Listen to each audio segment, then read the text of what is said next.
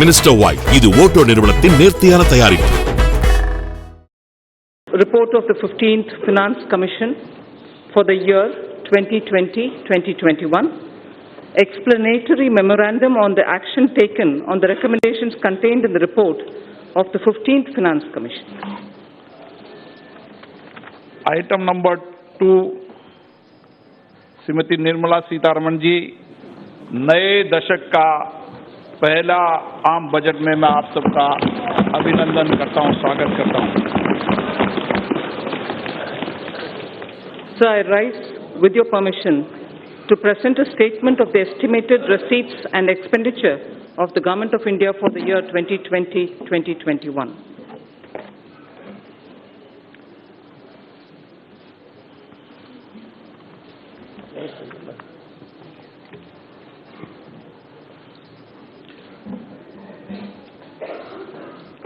दो हजार 2021 के लिए भारत सरकार के अनुमानित प्राप्तियां और वे विवरण प्रस्तुत करेंगी Nirmala Sitharaman ji.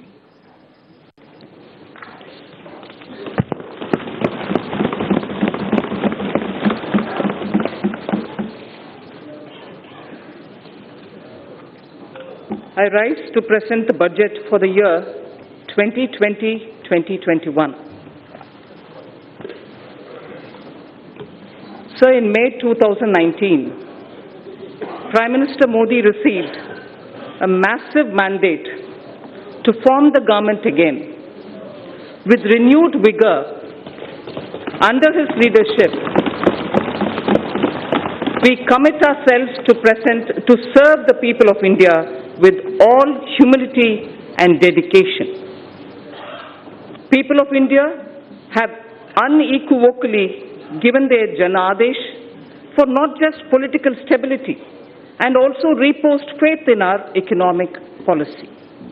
This is the budget to boost their incomes and enhance their purchasing power. Only through higher growth we can achieve that and have our youth gainfully and meaningfully employed. Let our businesses be innovative, healthy, and solvent with use of technology.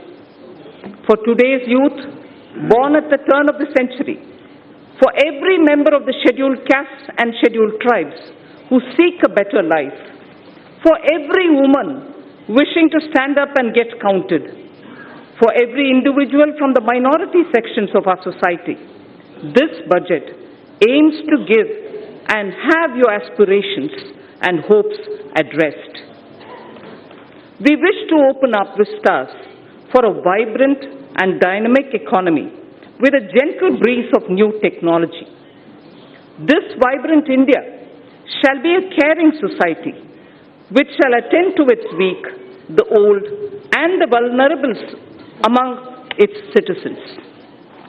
During 2014-19, our government brought in a paradigm shift in governance. This shift was characterized by a twin focus: fundamental structural reform and inclusive growth. Fundamentals of the economy are strong, and that has ensured macroeconomic stability. Inflation has been well contained. Banks saw a thorough cleaning up of accumulated loans of the past decade, and then they were recapitalized. Companies were provided an exit through the IBC. Several steps on the formalization of the economy were taken up. Of the structural reforms, the Goods and Services Tax, the GST, has been the most historic in our country.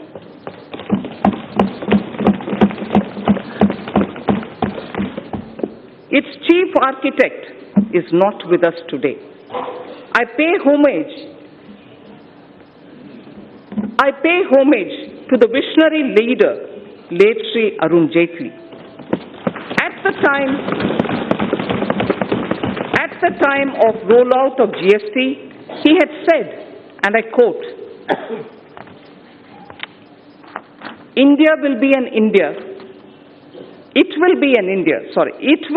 India where the center and states will work harmoniously towards the common goal of shared prosperity. The unanimity of the constitutional amendment and the consensus of the GST Council highlights that India can rise above narrow politics for the nation's interest.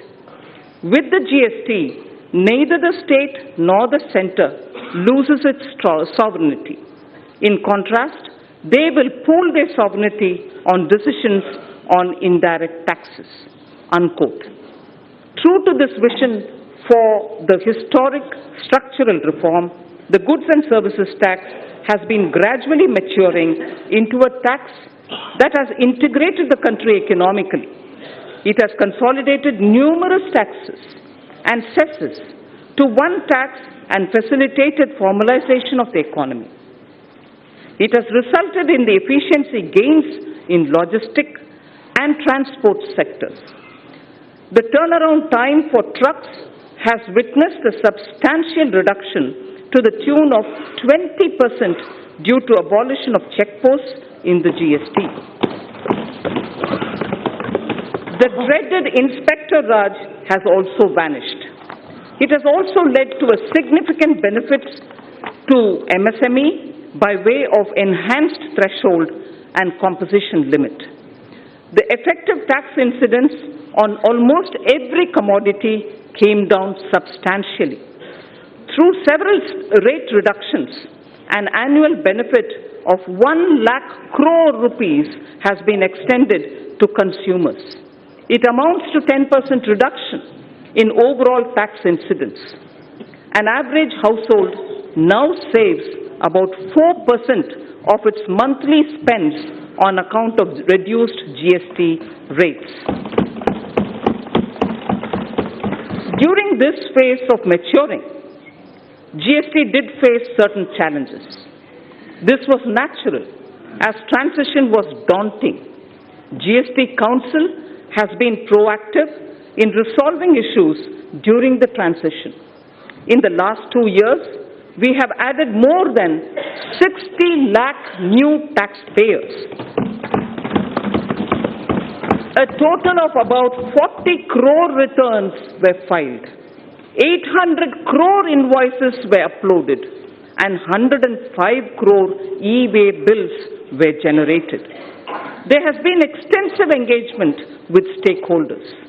A simplified new return system is being introduced from 1st April 2020. A former Prime Minister had once voiced a concern that the fruits of the welfare schemes were not reaching the intended citizens. The common and deserving citizen was only receiving 15 paise of every rupee sent to him. Guided by Sabka Saath, Sabka Vikas, Sabka Vishwas, our government and our Prime Minister added manifold speed and scaled up the implementation of schemes and programs that directly benefited the poor and the disadvantaged. I wish to list out only a few as examples. 1. Welfare schemes with direct benefit transfer embedded in them. 2. Sanitation and water as provision of basic needs and as a measure of preventive health care. 3. Healthcare through Ayushman Bharat. Clean energy through Ujjwala and solar power. 4th. 5th. Financial inclusion, credit support, insurance protection to vulnerable sections and pension scheme. 6th, digital penetration with broadband and UPI.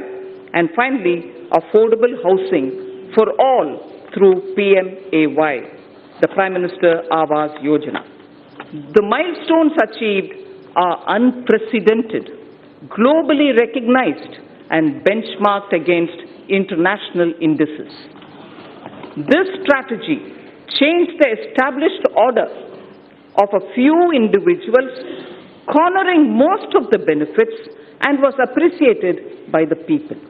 This had immensely positive outcomes.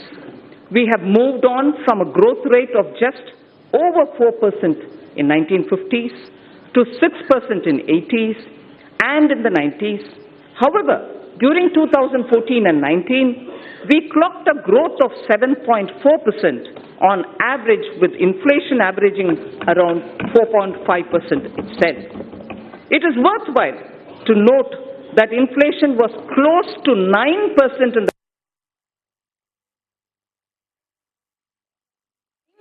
in the last 2 decades of the last millennium and ranged 10.5% during 2009 and 14. Between 2006 and 16, India was able to raise, I repeat that line, between 2006 and 16, India was able to raise 271 million people out of poverty, which we all should be proud of the world. India's foreign direct investment got elevated to the level of $284 billion during 2014 and 19 from $190 billion that came in during the years 2009 to 14. The central government debt that has been the bane of our economy got reduced in March 2019 to 48.7% of GDP from a level of 52.2% in March 2014. Just between 14 and 19, I recall this figure, the central government's debt in March 2019 has come down to 48.7% of the GDP from a level of 52.2% in March 2014. With this backdrop, our government shall work towards taking the country forward so that we can leap prosperity and well-being. We shall strive to bring ease of living to every citizen. I am mindful of presenting this budget in the backdrop of 2 cross-cutting developments. One, proliferation of technologies, especially analytics, machine learning, robotics, bioinformatics, and artificial intelligence. And also, number 2, the number of people in the productive age group, that is 15 to 65 years of age in India, being at its highest. So these are the 2 cross-cutting streams, keeping in the backdrop while we are talking about the budget today. This combination is special to contemporary India. Across the world, if there is a shrinking of globalization, equally, there is a debate on the efficacy of monetary policy too. The efforts we have made in the last 5 years and the energy, the enthusiasm, and the innovation of our youth are the ignition required to push forward. This Indian spirit of entrepreneurship, which weathered several storms over the centuries, inspire and motivate us. We recognize the need to support and further energize this spirit. This budget is woven around 3 prominent themes. One, Aspirational India, in which all sections of the society seek better standards of living with access to health, education, and better jobs. 2, economic development for all, indicated in the Prime Minister's exhortation of Sabka Saath, Sabka Vikas, Sabka Vishwas. This would entail reforms across swathes of the economy. Simultaneously, it would mean yielding more space for the private sector. Together, they would ensure higher productivity and greater efficiency. And 3, ours shall be a caring society that is both humane and compassionate. Antyodaya is an article of faith. So, I repeat, this budget is woven around 3 prominent themes: aspirational India, economic development, and a caring society. The digital revolution, which has placed India in a unique leadership position globally, will see the next wave. We shall aim to achieve seamless delivery of services through digital governance, to improve physical quality of life through national infrastructure pipeline, risk mitigation through disaster resilience, social security through pension and insurance penetration.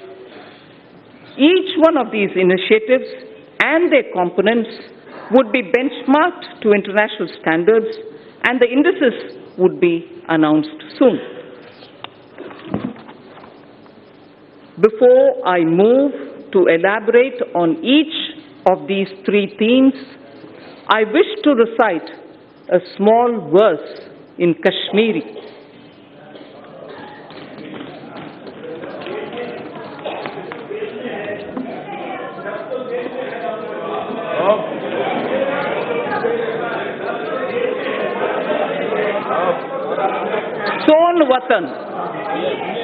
सोन वतन गुलजार शालीमार ह्यूं, सोन वतन गुलजार शालीमार ह्यूं, दल मंज फोलवून पंपोश ह्यूं, नवजवान अन हुंद वूशन खुमार ह्यूं, म्योन वतन च्योन वतन सोन वतन Nundboni Vatan.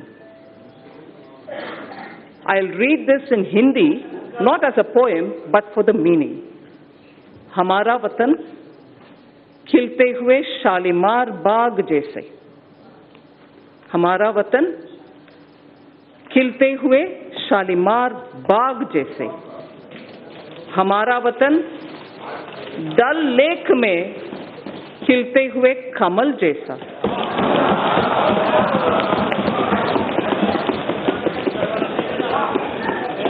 नवजवानों के गरम खून जैसा.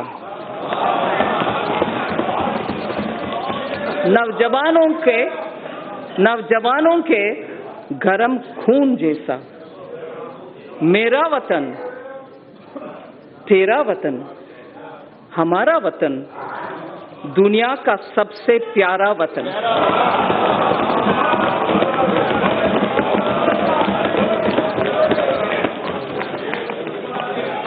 It is everything that we do here, everything that we speak through the budget, and everything that this government everything that this government does with the guidance and leadership of the Prime Minister is for this Pyara Vatan. This poem, I must mention, is a poem written by Pandit Dinanath Kaul, who's a Sahitya Academy awardee. Honorable Speaker, sir, I now move to the first of my theme, which is the Aspirational India. I shall cover programs and plans related to agriculture, irrigation, and rural development. That's my first under the Aspirational India theme. Second, wellness, water, and sanitation. That's the second under Aspirational India. And the third is education and skills. I move to talking about agriculture, irrigation, and rural development. Our government is committed to the goal of doubling farmers' incomes by 2022. We have provided energy sovereignty through Kusum and input sovereignty through Paramparagat Krishi Vikas Yojana. We have provided resilience for 6.11 crore farmers insured under Pradhan Mantri Fasal Bima Yojana. Focus on cultivation of pulses, expansion of micro-irrigation through Krishi Sinchai Yojana have raised the self-reliance of the country. Provision of any annual supplement of the income to the farmer directly is done through PM Kisan. Connectivity through PM GSY, Gram Sadak Yojana, financial inclusion have helped raise farm incomes. Prosperity to farmers can be ensured by making farming competitive. For this, farm markets need to be liberalized. Distortions in farm and livestock markets need to be removed. Purchase of farm produce, logistics, Agri-services need copious investments, substantial support and hand-holding of farm-based activities such as livestock, apiary and fisheries need to be provided for. Farmers desire integrated solutions covering storage, financing and processing and marketing. Adopting sustainable cropping patterns and bringing in more technology are integral to our plan. All this and more can be achieved through working with and in cooperation with the states. The following 16 action points indicate our focus. We propose to encourage those state governments who undertake implementation of following model laws already issued by the central government. My first of the action points, 16 action points, but the first one is to encourage those state governments who undertake implementation of following model laws which are already passed and issued by the central government. First, Model Agricultural Land Leasing Act of 2016. Model Agricultural Produce and Livestock Marketing Act of 2017. Model Agricultural Produce and Livestock Contract Farming and Services Promotion and Facilitation Act of 2018. So 3 model agriculture-related laws we would like state governments to consider favorably. Second of the 16 action points, water stress-related issues are now a serious concern across the country. Our government is proposing comprehensive measures for 100 water-stressed districts.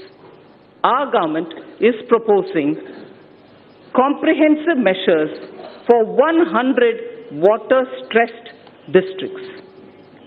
Third of the 16, in the budget speech of July 2019, I had stated that Annadata can be Urja Data also. The PM Kusum scheme removed farmers' dependence on diesel and kerosene and linked pump sets to solar energy. Now I propose to expand the scheme to provide 20 lakh farmers for setting up standalone solar pumps. Further, we shall also help another 15 lakh farmers solarize their grid-connected pump sets. In addition, a scheme to enable farmers to set up solar power generation capacity on their fallow and barren lands and to sell it to grid would be operationalized. Speaker, sir, this is a major step forward in which we are saying that farmers, if they have fallow or barren lands, now will be helped to set up solar power generation units so that they can then sell that which is being generated, solar power, to the grid, and through the grid, having given the solar power from their barren land, they will be able to make a living out of their barren land also. Fourth of the 16, our government shall encourage balanced use of all kinds of fertilizers, including the traditional organic and other innovative fertilizers. This is a necessary step to change the prevailing incentive regime which encourages excessive use of chemical fertilizers. So this is an important point. I'd like to repeat it. This is a necessary step to change the prevailing incentive regime which encourages excessive use of chemical fertilizers. Honorable Speaker, sir, in Tamil Nadu, there was a very wise old woman saint poet who lived more than 3,000 years ago. And she had used every letter of the Tamil alphabet to teach children moral stories. Not stories, moral lines. Each line was only 3-worded ones. They were very simple ones. They are called Aati Chudi, written by Avvayar. Whilst talking about effective use of land, taking care of your land, removing weeds and making sure you tend to it properly, she had just used 3 words in a little sentence, which says it all. And that's exactly what our Prime Minister is aiming to achieve, so that the farmlands are used with proper manure, not excessive manure, and limited water to grow their grains. Bhumi Tirutti Un is the line from Attichudi, which was said by a saint poet, a woman called Avvayar. Bhumi Tirutti Un. First, tend to your land, take care that you're not excessively leaving it, and then trying to take a crop out of it. So the 5th point out of my 16 action points. India has an estimated capacity of 162 million metric tons of agri-warehousing, cold storage, reefer van facilities, and so on. NABARD will undertake an exercise to map and geotag them. In addition, we propose creating warehousing in line with Warehouse Development and Regulatory Authority WDRA norms. Our government will provide viability gap funding for setting up such efficient warehouses in the block or taluk level. This can be achieved where states can facilitate with land and are on PPP mode. Food Corporation of India and Central Warehousing Corporation shall undertake such warehouse building on their own land too. 6th action point. As a backward linkage, a village storage scheme is proposed to be run by SHGs. This will provide farmers a good holding capacity and reduce their logistics cost. Women SHGs can avail of Mudra or NABARD assistance and regain their position as Dhanya Lakshmi. We've heard of Dhana Lakshmi often, and many of us are familiar with Dhanya Lakshmi, and I'm sure many of us do recall the days when women in the villages were the ones who kept the seed for the entire village, and they would distribute seeds as and when a farmer required it. So we would like to restore women SHG groups to play that role or at the village level as Dhanya Lakshmis, being assisted by Mudra and being assisted by NABARD. To build a seamless national cold supply chain for perishables inclusive of milk, meat and fish, the Indian Railways will set up a Kisan Rail through PPP arrangements. There shall be a refrigerated coaches in express and freight trains as well, so that perishable goods can be quickly, easily within the country transported, and the benefit will accrue to the farmers. Krishi Udan will be launched by the Ministry of Civil Aviation, not just trains. Krishi Udan will be launched by the Ministry of Civil Aviation on international and national routes. This will immensely help improve value realization, especially in Northeast and in the tribal districts. Horticulture sector. So this is very important. Point number 9 of the 16th. Horticulture sector with its current produce. It's a very important point, sir. Horticulture sector with its current produce of 311 million metric ton exceeds the production of food grains. Horticulture exceeds the production of food grains. For better marketing and export, we propose supporting states which, adopting a cluster basis, will focus on one product, one district, so that a high focus is given at the district level for products in horticulture to really gain that momentum. 10th of the 16 action points. Integrated farming systems in rain-fed areas shall be expanded. Multi-tier cropping, beekeeping, solar pumps, solar energy production in non-cropping season will be added. Sir, I had mentioned in my July budget, zero budget natural farming. That shall also be included in our activities. The portal on Jaivik Kheti online national organic products market will also be strengthened. So the next point, the 11th, financing on negotiable warehousing receipts, ENWR, has already crossed more than 6,000 crores. Financing on negotiable warehousing receipts. This will be integrated with National Agriculture Market, the electronics one. The next point is the 12th of the 16th. Non-banking finance companies and cooperatives are active in the agriculture credit space. The NABARD refinance scheme will be further expanded. Agricultural credit target for the year 2021 has been set at 15 lakh crores, 15 lakh crores, agricultural credit availability. All eligible beneficiaries of PM Kisan will be covered under the KCC, Kisan Credit Card Scheme. 13th of the 16th. Our government intends to eliminate foot and mouth disease, brucellosis in cattle, and also what is called the PPR in sheep, which is a French expression. Sorry for those who know French, I'll try to pronounce. Peste des petits ruminants. PPR in sheep and goat by 2025.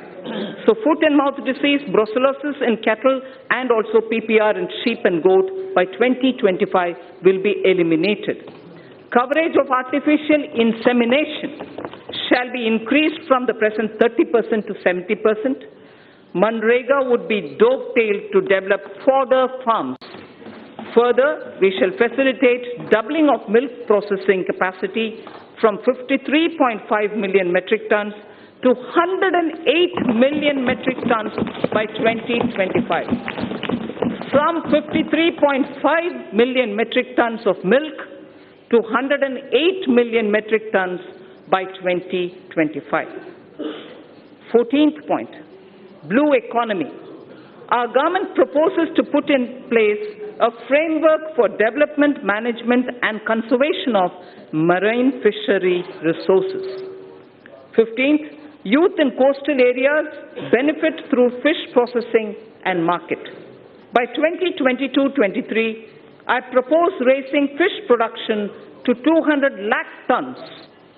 Propose raising fish production to 200 lakh tons.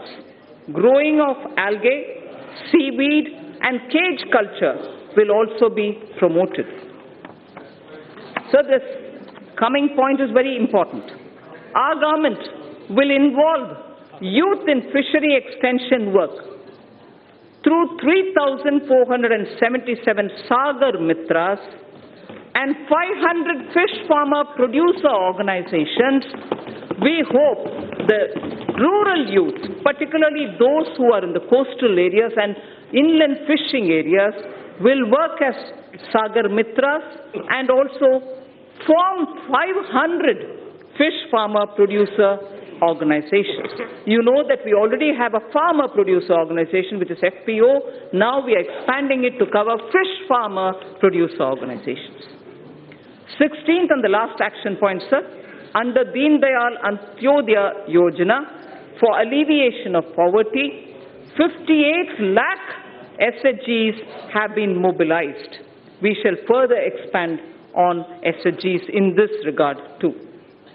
Now, for the fund allocation, for the 16 different steps that I have announced, they are being stated under two broad categories. They are being stated under two broad categories.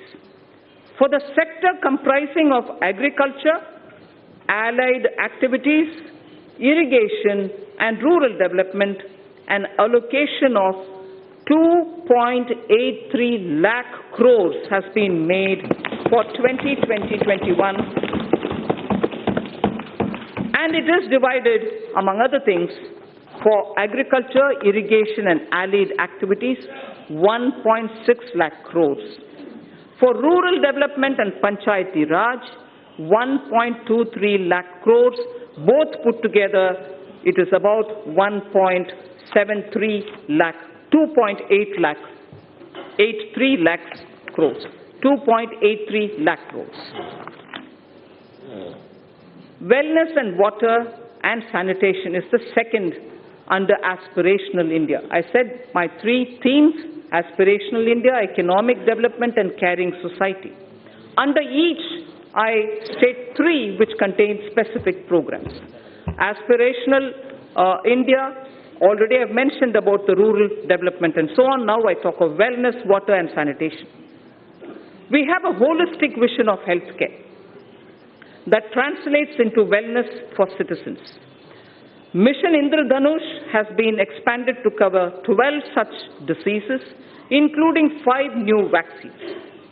Fit India movement is a vital part of fight against non-communicable diseases coming out of lifestyle issues. A very focused Safe Water Jal Jeevan mission and comprehensive sanitation program Swachh Bharat mission have been launched to support the health vision that would reduce the disease burden on the poor. Presently, under PM Jan Arogya Yojana, there are more than 20,000 empaneled hospitals who help in Ayushman Bharat. We need more such hospitals to be empaneled in Tier 2 and Tier 3 cities for poor people in these areas to benefit from them. It is therefore proposed to set up a viability gap funding window for setting up hospitals in PPP mode.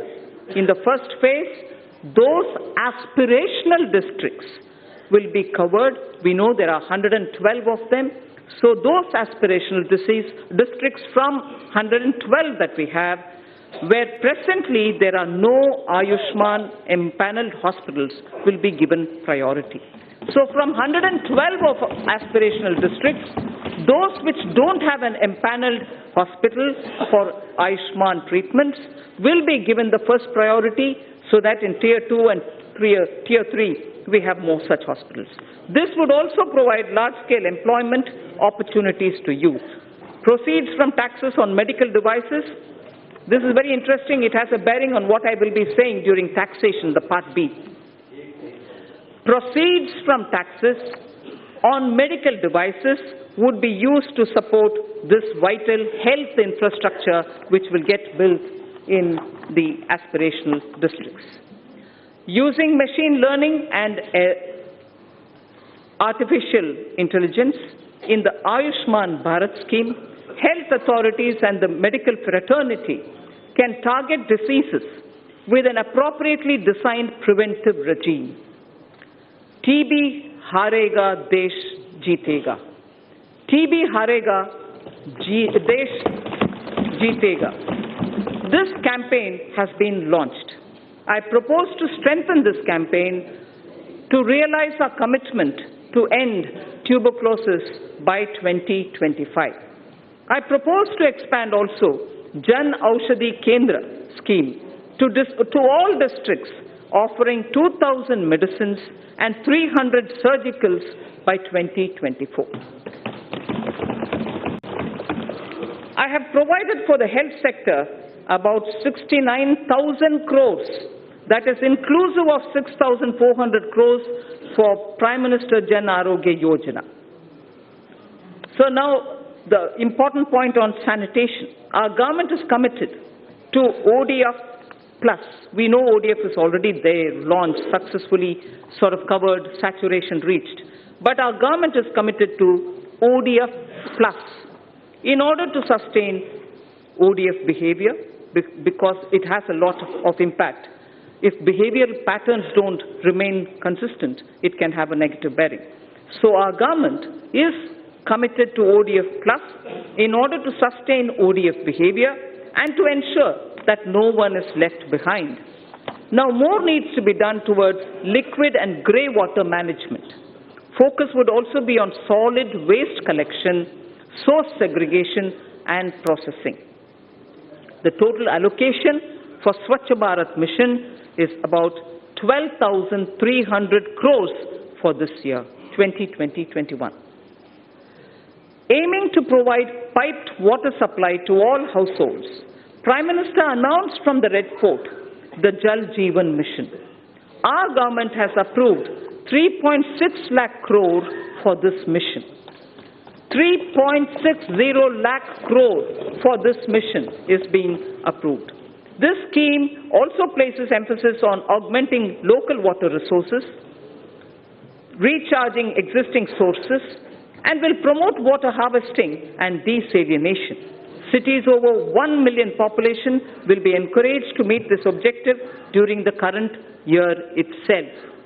During the year 2021, this scheme would be provided a budget exclusively of 11,500 crores. So I now move to the third under Aspirational India, education and skills. The third and the final item under Aspirational India is education and skills. By 2030, India is set to have the largest working age population in the world. Not only do they need literacy, but they need both job and life skills. Dialogues have been held with state education ministries, members of parliament, and other stakeholders about education policy. Over 2 lakh suggestions were also received. The new education policy will be announced soon. It is felt that our education system needs greater inflow of finance to attract talented teachers, innovate, and build better labs. Therefore, steps would be taken to enable sourcing external commercial borrowings and FDI so as to deliver higher quality education. Students in general stream, as opposed to those in services or technology stream, sciences and technology stream, need their employment opportunities improved. About 150 higher education institutions will start apprenticeship embedded degree diploma courses by March 2021. The government proposes to start a program whereby urban local bodies across the country would provide internship opportunities to fresh engineers for a period up to 1 year.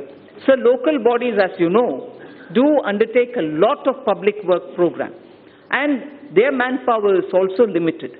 But yet, young engineers who are ready to serve for the purpose of learning how it is to work with the government are also going around seeking opportunities. So here we have created an opportunity by saying urban local bodies should now give opportunity for fresh engineers so that they can help them plan better and in turn also learn as an intern under the local bodies.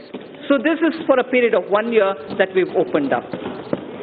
In order to provide quality education to students of deprived section of the society as well as those who do not have access to higher education, it is proposed to start a degree-level, full-fledged online education program. This shall be offered only by institutions who are ranked within top 100 in the National Institutional Ranking Framework. Initially, only a few such institutions would be asked to offer such programs. Sir, India should also be a preferred destination for higher education. Hence, under its Study in India program, an IND-SAT exam is proposed to be held in Asian and African countries. It shall be used for benchmarking foreign candidates who receive scholarships for studying in Indian higher education centers. A National Police University and a National Forensic Science University are being proposed in the domain of policing science, forensic science, and cyber forensics. There is a shortage of medical doctors. There is a shortage of qualified medical doctors, both general practitioners as well as specialists. In order to meet this requirement, it is proposed to attach a medical college to an existing district hospital in PPP mode. Those states that fully allow facilities of the hospital to the medical college and wish to provide land at a concession would be able to receive viability gap funding from the centre.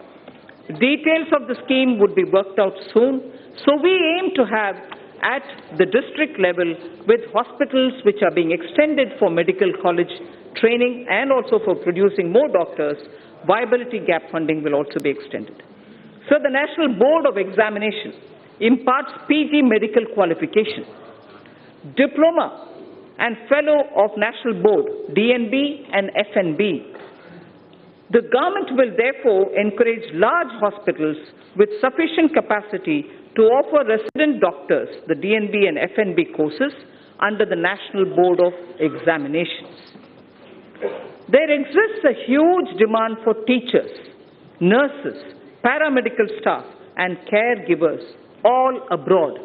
There exists a huge demand abroad for teachers, nurses, paramedical staff and caregivers. However, their skill sets many a time do not match the employer's standards and therefore need to be improved. I propose that a special bridge course be designed by the Ministries of Health, Skill Development, together with professional bodies to bring in equivalence.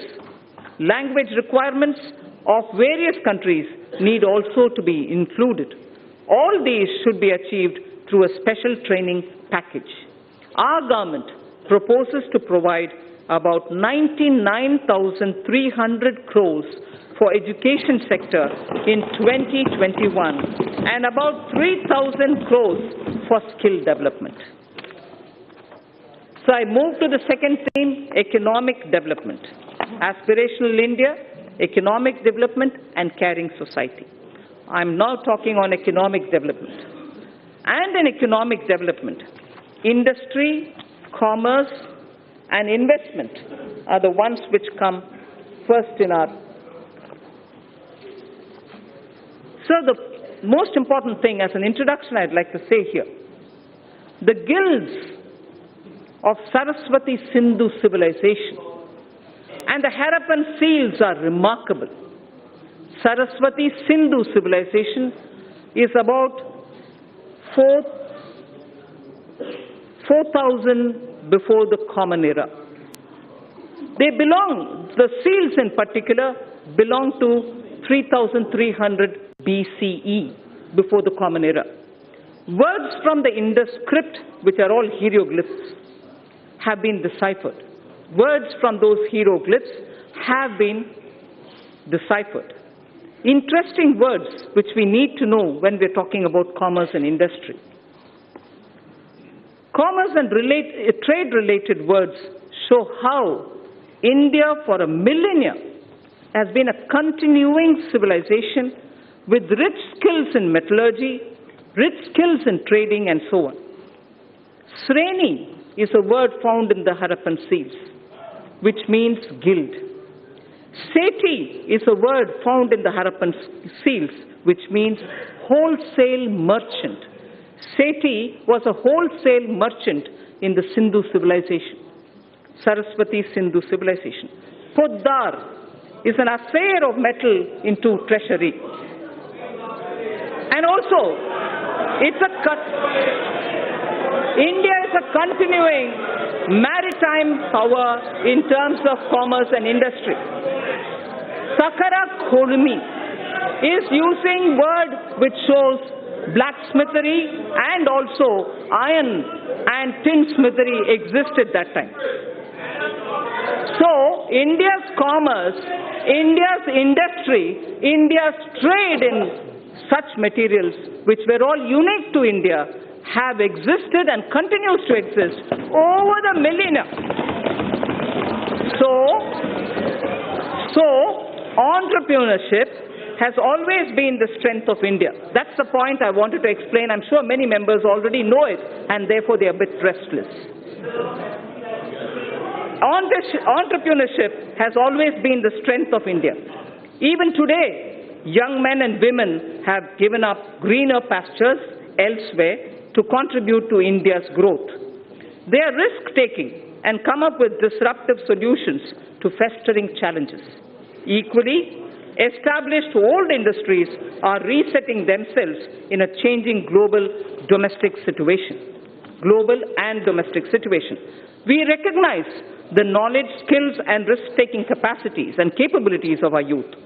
He is no longer a job seeker. He is a creator of jobs. Now we wish to create more opportunities and remove roadblocks from this path. I propose to set up an investment clearance cell that will provide end-to-end facilitation and support, including pre-investment advisory, information related to land banks, and facilitate clearances at the center and also in the state level. It will work through a portal. There is a case for maximizing the benefits of three separately developing economic activities: the upcoming economic corridors, revitalization of manufacturing activities, and technology and the demands for aspirational classes. We have to benefit from their convergence. Hence, it is proposed to develop 5 new such smart cities in collaboration with states and in PPP mode. Such sites would be chosen that offer the best choices in terms of the aforementioned principles. India needs to manufacture networked products that will make it a part of global value chains. This in turn gets more investment and generates more employment for our youth. Electronics manufacturing industry is very competitive, and India has shown its cost advantages. The potential of this industry in job creation is immense. India needs to boost domestic manufacturing and attract large investments in the electronics value chain. Here I propose a scheme focused on encouraging manufacture of mobile phones, electronic equipment, and semiconductor packaging. The details will be announced sooner. With suitable modifications, this scheme can be adapted for manufacturing of medical devices too. India, sir, imports significant quantity of technical textiles worth $16 billion every year. To reverse this trend and to position India as a global leader in technical textiles, a national technical textiles mission is proposed with a 4-year implementation period from 2020-21 to 23-24 at an estimated outlay of 1,480 crores. Honorable Speaker, sir,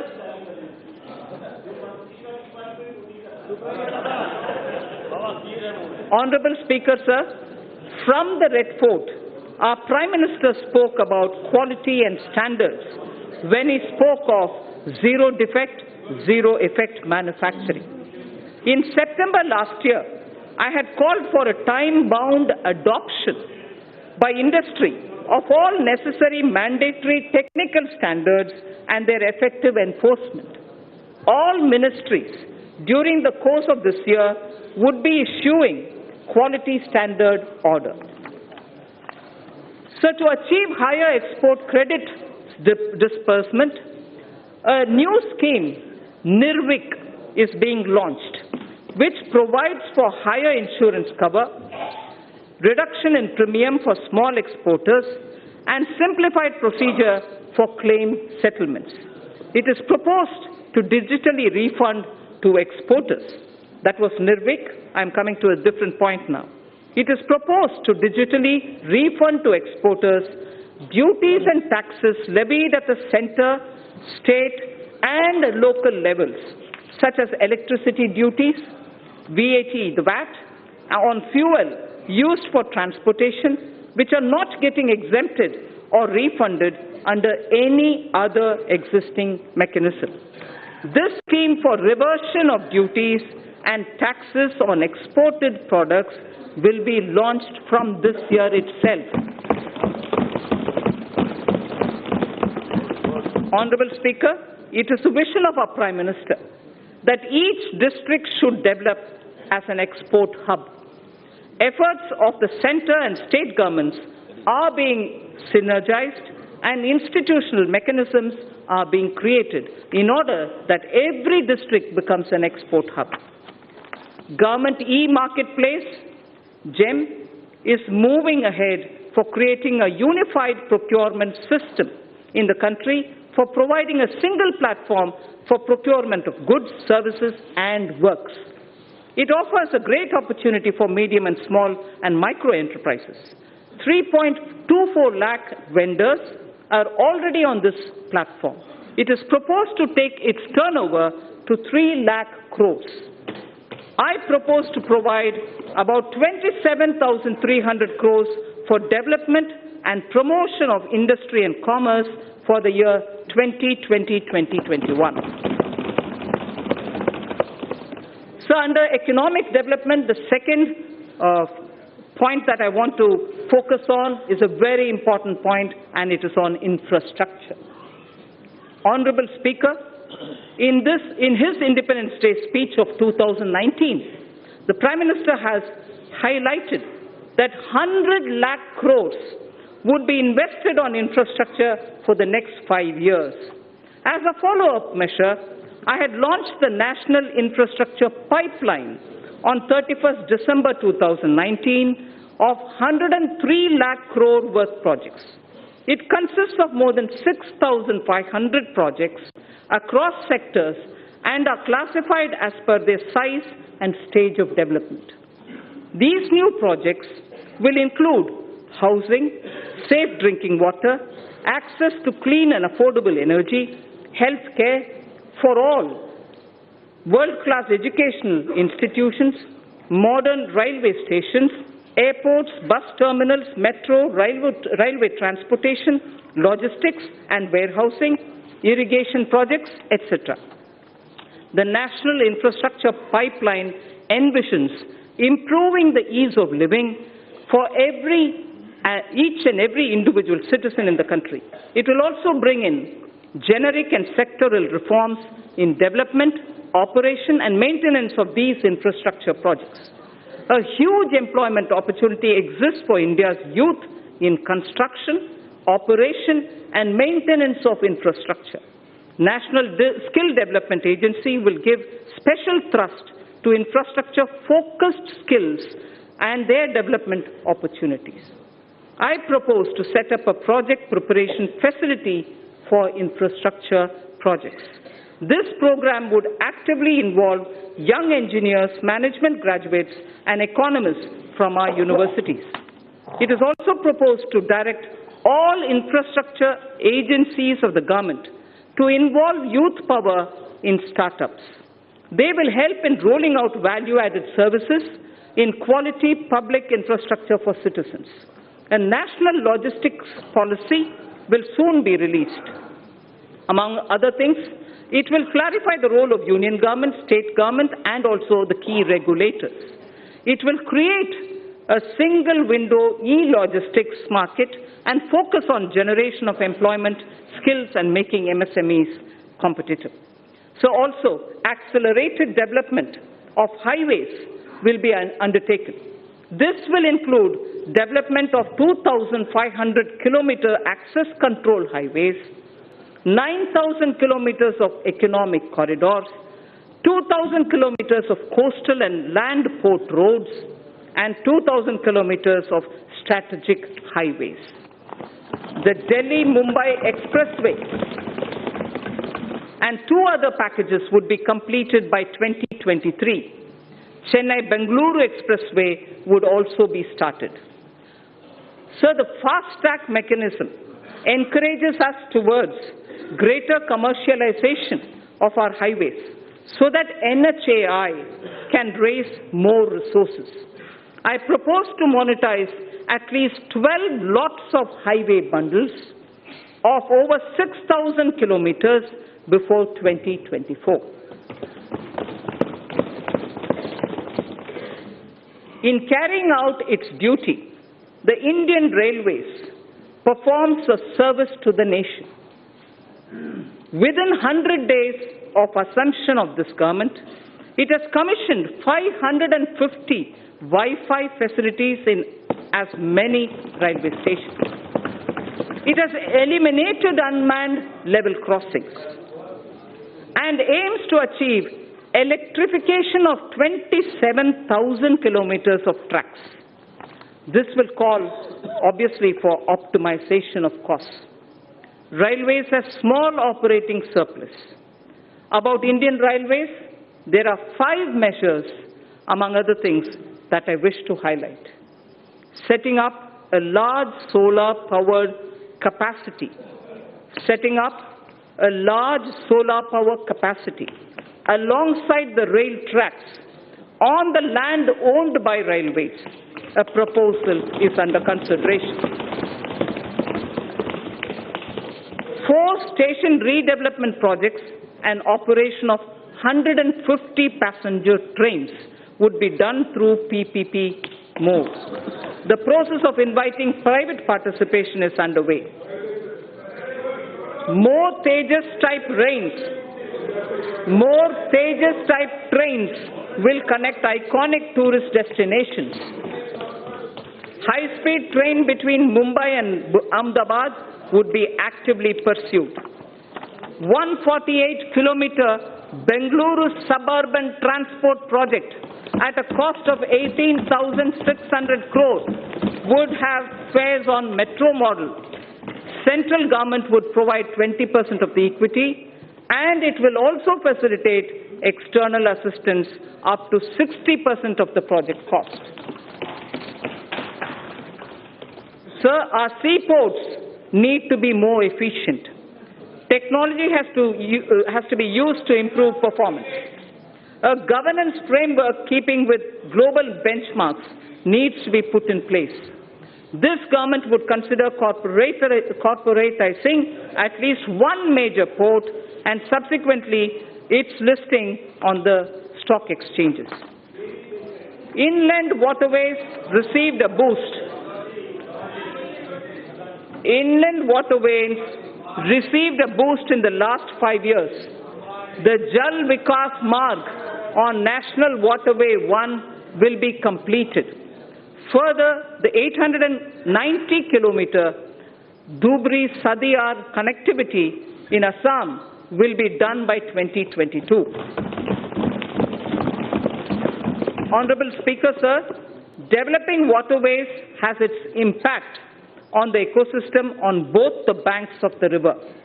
Our Prime Minister has conceptualized Arth Ganga. Plans are afoot to energize economic activity along the river banks. Air traffic has been growing rapidly in the country as compared to global average. 100 more airports would be developed by 2024 to support the Udan scheme. It is expected that the air fleet number shall go up from the present 600 to 1,200 during this time itself. I propose to provide 1.7 lakh crores for transport infrastructure in 2021. So taking electricity to every household has been a major achievement of this government. However, the distribution sector, particularly the DISCOMs, are under financial stress. The ministry intends to promote smart metering. I urge all the states and union territories to replace conventional energy meters by prepaid smart meters in the next 3 years. Also, this would give consumers the freedom to choose the supplier and the rate as per their requirements. So this is a very important step in reaching electricity to all people. This would give consumers, the prepaid meters, the smart meters, would give consumers the freedom to choose the supplier and the rate as per their requirements. Further measures to reform DISCOMs would be taken. I propose to provide 22,000 crores to power and renewable energy sector for the year 2020-21. So now I come to oil and natural gas. In the upstream sector, oil and gas, the open acreage licensing policy, OALP, is a success, having awarded 137,000 square kilometers for exploration to private sector and to the CPSEs. City gas distribution rights are also awarded. Further, it is proposed to expand the national gas grid from the present 16,200 kilometers. At the moment, it is 16,200 kilometers only. We propose to expand it to reach 27,000 kilometers. To deepen the gas markets in India, further reforms will be undertaken to facilitate transparent price discovery and also ease of transactions. So I come to talking about the new economy now. The new economy is based on innovations that disrupt established business models. Artificial intelligence, Internet of Things, 3D printing, drones, DNA, data storage, quantum computing, etc. are all rewriting the world economic order. India has already embraced a new paradigm such as the sharing economy with aggregator platforms displacing conventional businesses. Government has harnessed new technologies to enable direct benefit transfers and financial inclusion on a scale like never before. It's now a cliche, data is the new oil. And it is true that analytics, fintech, and Internet of Things are changing the way we deal with our lives. To take advantage of this, I propose to bring out soon a policy to enable private sector to build data center parks throughout the country.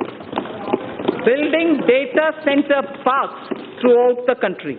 It will enable our firms to skillfully incorporate data in every step of their value chains. Our vision is that all public institutions at the Gram Panchayat level, such as Anganwadis, health and wellness centers, government schools, PDS outlets, post offices, and police stations will all be provided with digital connectivity. So, the fiber to home FTTH connections through BharatNet will link 100,000 Gram Panchayats this year itself. 1 lakh Gram Panchayats this year itself will be connected to the optical fiber FTTH program. It is proposed, therefore, to provide 6,000 crores to BharatNet program 2020-21. We need to expand the base for knowledge-driven enterprises. Intellectual property creation and protection will play an important role. Several measures are proposed in this regard, which will benefit the startups. A digital platform would be promoted that would facilitate seamless application and capture IPRs.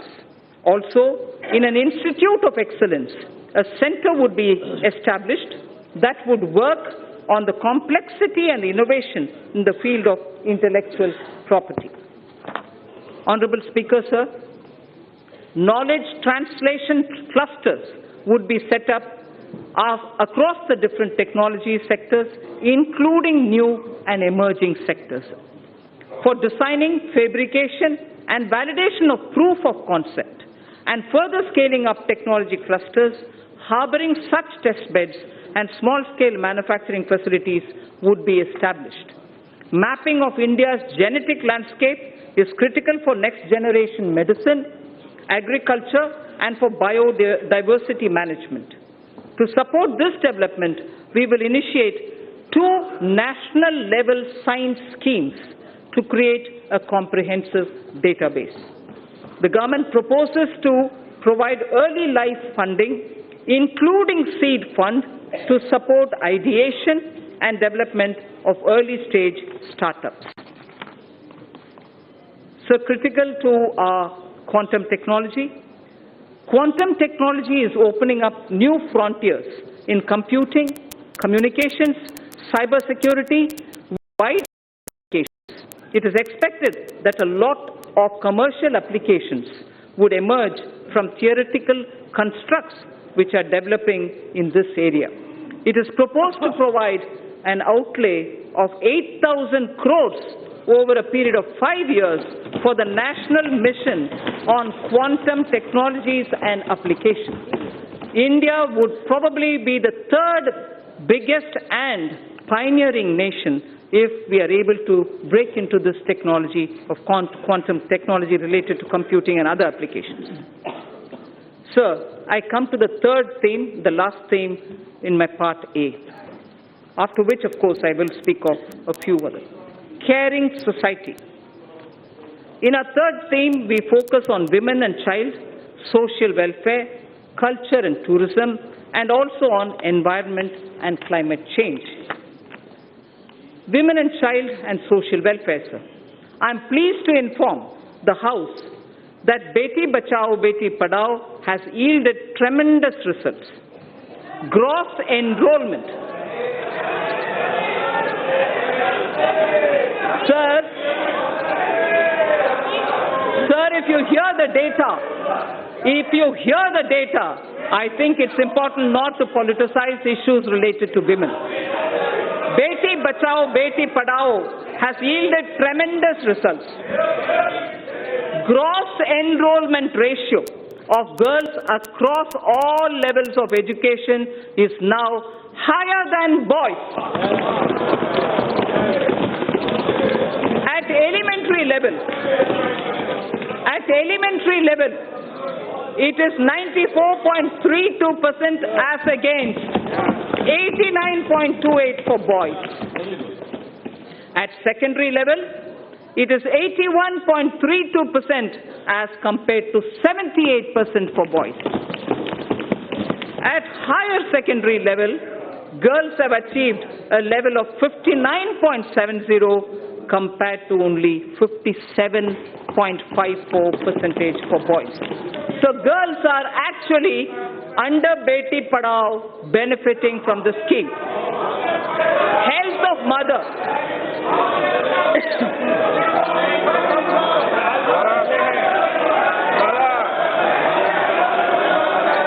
Sir, health of mother and child are correlated closely. Nutrition is the critical component of health.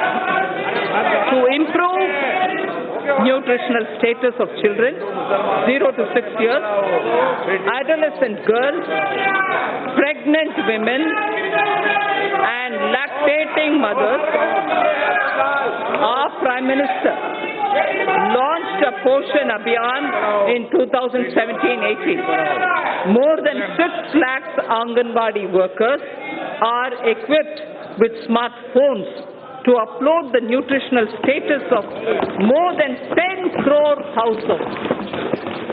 Sir, Honorable Speaker, sir, for the benefit of those who may not have heard this line, because it's very important, I'd like to repeat it. To improve the national nutritional status of children in 0 to 6 years of age, adolescent girls, pregnant women and lactating mothers, our Prime Minister launched a Poshan Abhiyan in 2017-18. More than 6 lakh Anganwadi workers are equipped with smartphones to upload the nutritional status of more than 10 crore households. The scale of this development is unprecedented. So the next is, women's age of marriage was increased from 15 years to 18 years in 1978 by amending erstwhile Sharda Act of 1929. As India progresses further, opportunities open up for women to pursue higher education and careers. There are imperatives of lowering MMR, maternal mortality rate, as well as improvement of nutrition levels. Entire issue about age of girl entering motherhood needs also to be seen in this light. I propose to appoint a task force that will present its recommendations in 6 months' time. I propose to provide 35,600 crores for nutrition-related programs for the financial year 2020-2021. So in continuing with our government's commitment to welfare of women, this budget provides for about 28,600 crore for programs that are specific to women. Our government is determined that there shall be no manual cleaning of sewer systems or septic tanks. Suitable technologies for such tasks have been identified by the Ministry of Housing and Urban Affairs. The ministry is working with urban local bodies for the adoption of these technologies. We will now take this to its logical conclusion.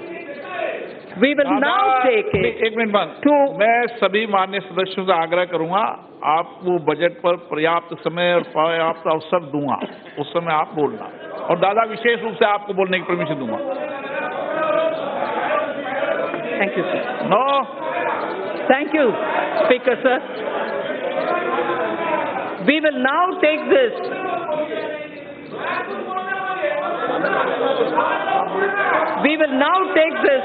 to its logical conclusion through legislative and institutional changes. Financial support for wider acceptance of such technologies will be provided. In furthering this government's commitment towards the welfare of scheduled castes and other backward classes, I propose a budget provision of about 85,000 crores for 2020-21 for scheduled castes and other backward classes. I repeat, I propose a budget provision of about 85,000 crores for 2020-21. In furthering the development and welfare of scheduled tribes, sir, I provide in the budget for the year 2020-21 an amount of 53,700 crores. For scheduled tribes, I repeat, we provide 53,700 crores. This government is mindful of the concerns of senior citizens and Divyang. Accordingly, an enhanced allocation of about 9,500 crore is being provided for 2020-21. So now I move to the second of the third topic theme that I have, which is culture and tourism. Our government proposes to establish an Indian Institute of Heritage and Conservation under Ministry of Culture. It shall have the status of a deemed university to start with. Acquisition of knowledge in disciplines such as museology and archaeology are essential for collecting and analyzing scientific evidence of such findings and for dissemination through high-quality museums. Currently, lack of trained manpower is a handicap for both these disciplines, and therefore it also has a negative impact on tourism. 5 archaeological sites would be developed as iconic sites with on-site museums. They are Rakhi Ghadi, Haryana; Hastinapur, Uttar Pradesh; Shiv Sagar in Assam; Dholavira, Gujarat; Adichanallur, Tamil Nadu. I repeat, 5 archaeological sites would be developed as iconic sites with on-site museums. They are Rakhi Ghadi, Haryana; Hastinapur, Uttar Pradesh; Shiv Sagar, Assam; Dholavira, Gujarat; and Adichanallur in Tamil Nadu. Our Prime Minister in January 2020 announced recuration of the Indian Museum in Kolkata, which is the oldest in the country. In the historic old Mint building, Kolkata, a museum on numismatics and trade will also be located. 4 more museums from across the country shall be taken up for renovation and recuration so that a world-class experience can be offered to our visitors. Our government shall also support setting up of a tribal museum in Ranchi, Jharkhand. So I spoke about the Sindhu-Saraswati civilization. A maritime museum would be set up at Lothal, the Harappan Age maritime site near Ahmedabad, by the Ministry of Shipping. I propose to provide 3,150 crore for Ministry of Culture for the year 2021. Sir, India has moved up from the rank 65 in 2014 to 34 in 2019 in the Travel and Tourism Competitive Index, the World Economic Forum's index. Foreign exchange earnings grew 7.4% to 1.88 lakh crores for the period January to November 2019 from 1.75 lakh crores. From 1.75 lakh crores, it has gone up to 1.88 lakh crores. Growth of tourism directly relates to growth and employment.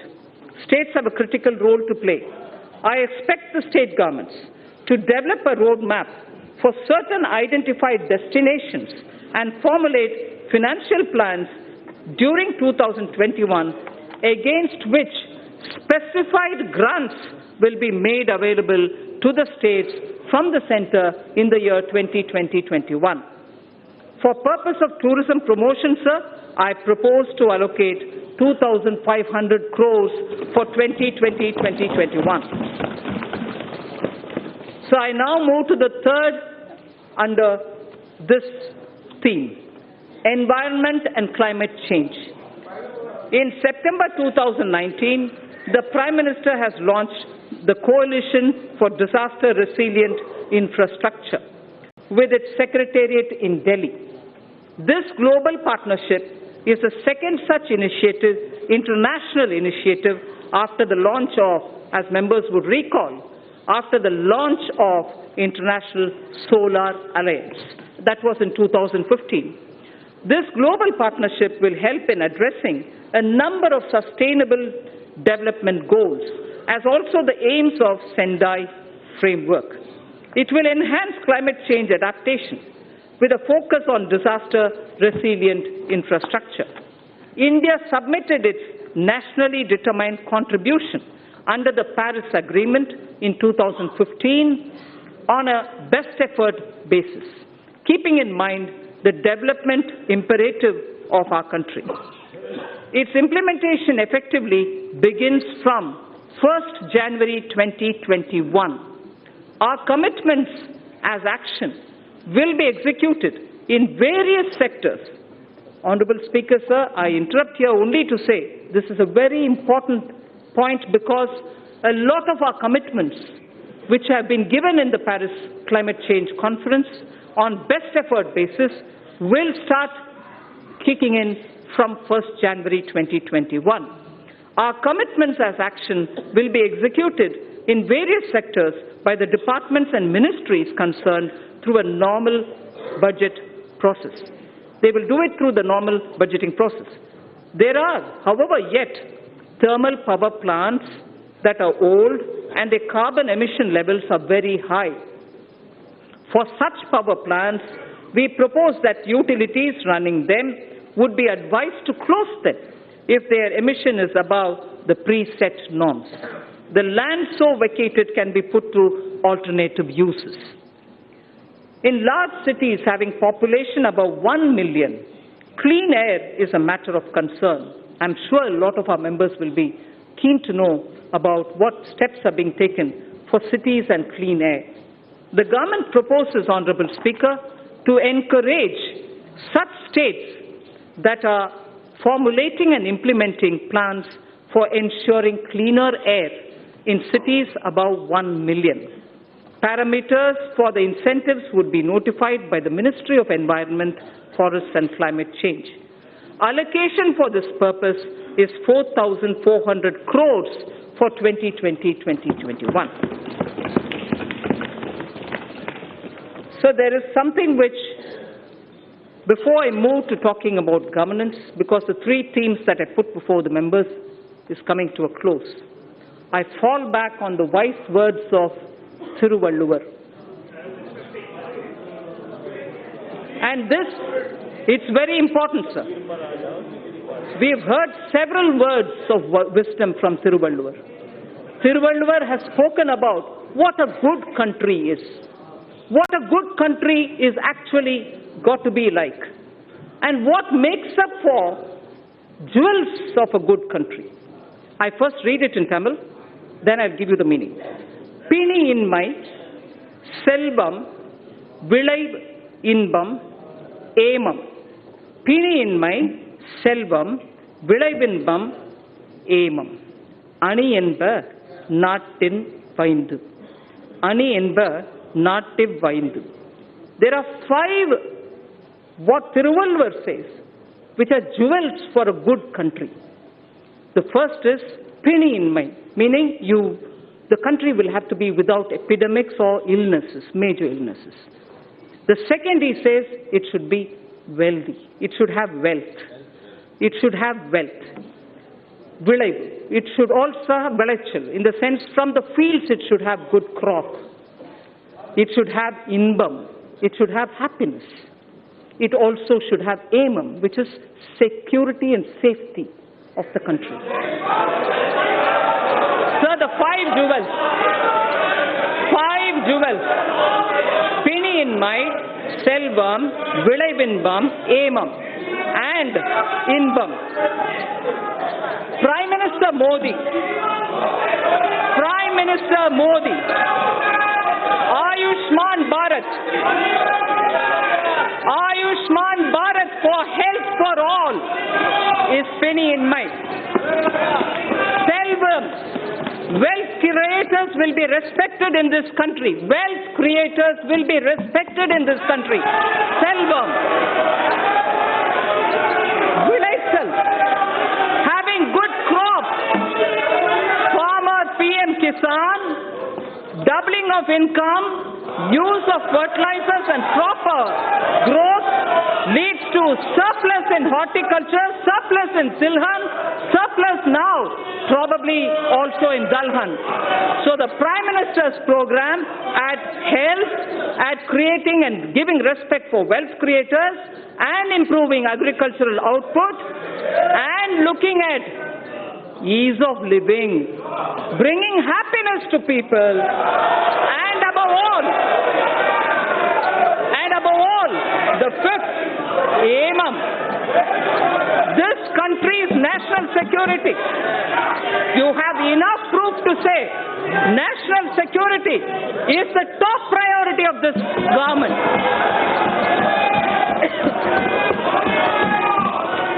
So, if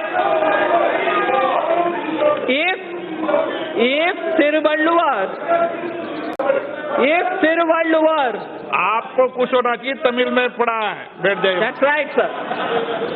If Thiruvalluvar identified the 5 jewels for a good country, those 5 jewels are the ones which Prime Minister Modi is now addressing through his program.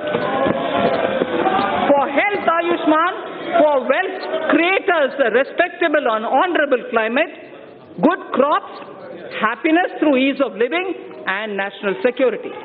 So, now with all that said, the bouquet of flowers, which I would like to give every citizen, with trust and faith, had flowers under Aspirational India, had Aspirational India, a set of flowers under Aspirational India, had set of flowers under environment and economy and also commerce and industry. A third set of flowers was under the Caring India, caring society that we want to have. Now this bouquet of flowers is held by 2 hands, governance and other financial institutions. I speak about governance, sir, which is very important. Good governance is what is going to be giving faith to the people. Honorable Speaker, sir, all the while I have explained the color and composition of the bouquet of flowers, schemes and programs. They were grouped under Aspirational India, Economic Development and Caring India. Now I speak about the 2 hands that will hold them. One such a hand is governance, which is clean, corruption-free, policy-driven, and good in its intent. And most importantly, trusting in faith, trusting every citizen, the aspirational youth, the hard-working women.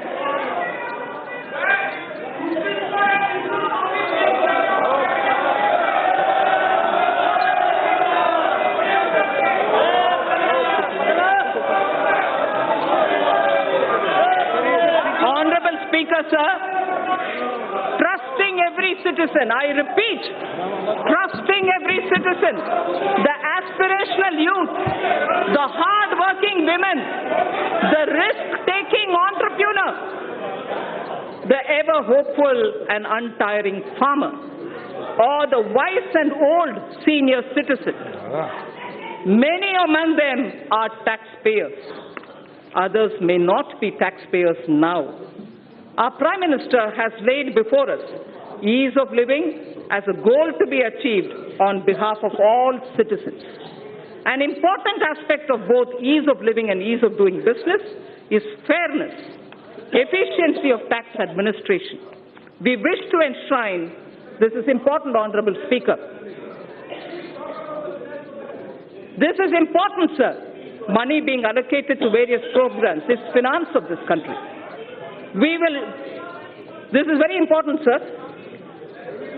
Businesses should have the confidence that things are being fair and the efficiency of the tax administration.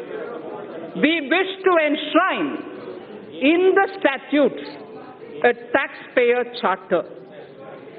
Through this budget, a taxpayer charter is getting institutionalized into the statutes. It's going to be enshrined as a part of our laws. That's building trust. A taxpayer statute will be a part of a taxpayer charter will be a part of our statutes. Our government would like to reassure taxpayers that we remain committed to taking measures so that our citizens are free from harassment of any kind. We mean it, and we are willing to put it in the law. Tax harassment cannot be tolerated when we are talking about citizens and wealth collectors. There has been a debate about building into statutes criminal liability for acts that are civil in nature. This is important, sir.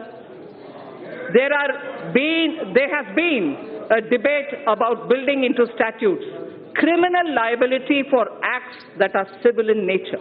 Hence, for Companies Act, certain amendments are proposed to be made that will correct this. Similarly, other laws would also be examined where such provisions exist, and attempts would be made to correct them also. The government intends to introduce major reforms in recruitment to non-gazetted posts in governments and public sector banks. At present, candidates have to appear for multiple examinations conducted by multiple agencies at different points of time for similar posts. This places enormous burden on time, effort, and cost for young people.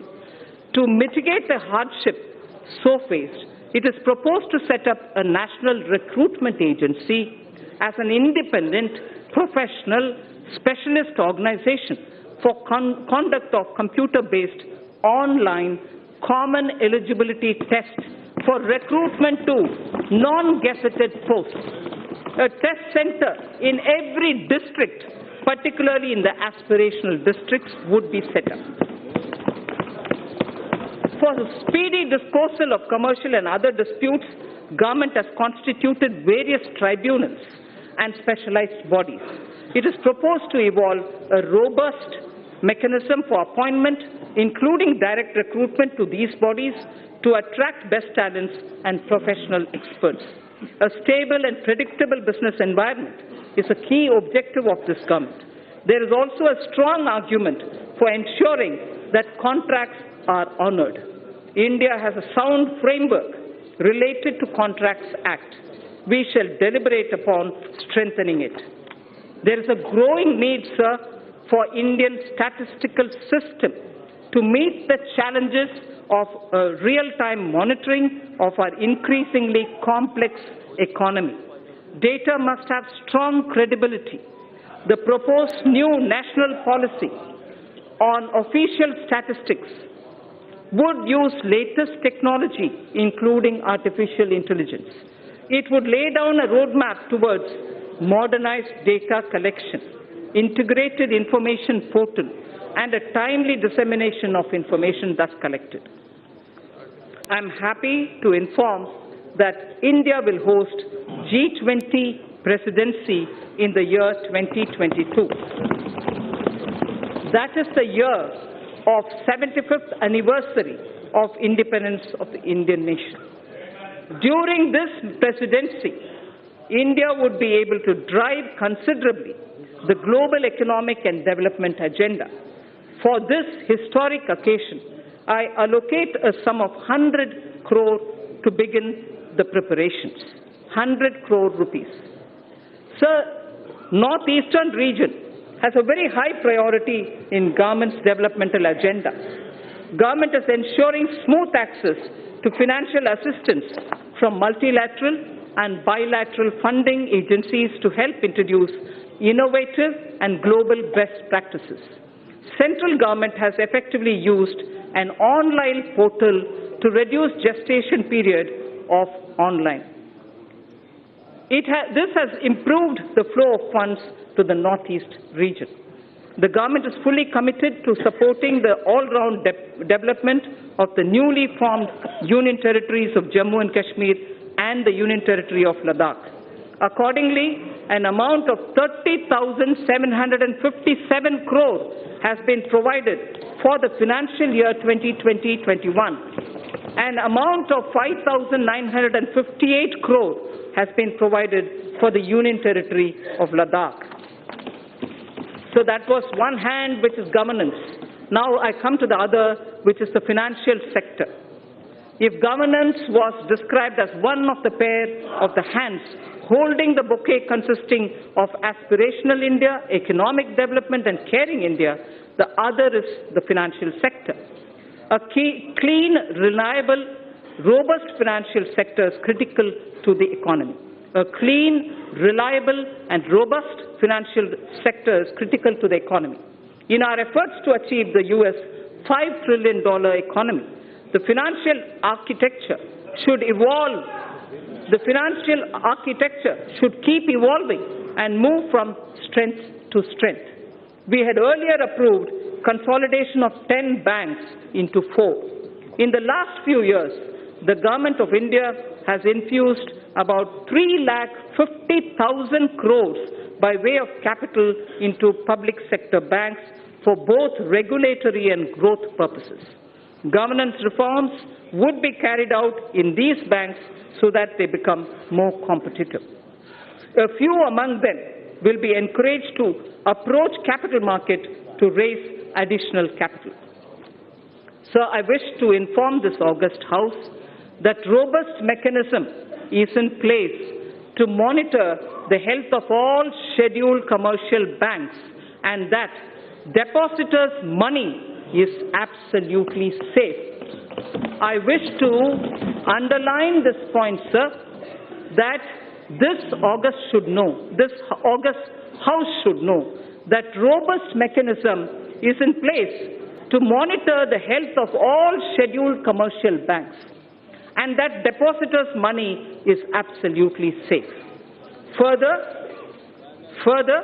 the Deposit Insurance and Credit Guarantee Corporation has been permitted to increase deposit insurance coverage for a depositor, which is now standing at 1 lakh of rupees to 5 lakh per depositor. Sir, the insurance cover for a depositor is at 1 lakh now. Now we are raising it to 5 lakh for each depositor.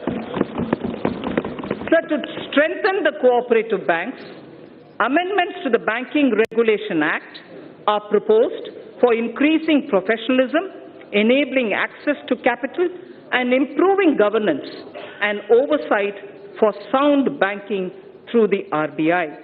The limit for NBFCs to be eligible for debt recovery under the Securitization and Reconstruction of Financial Assets and Enforcement of Security Interests under the SARFAESI Act 2002 is proposed to be reduced from 500 crores to asset size 100 crores only, or loan size from existing 1 crore to 50 lakhs.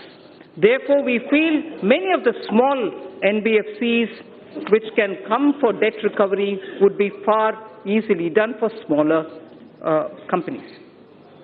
In the last few years, the government has taken concrete steps to bring our banking system to be robust.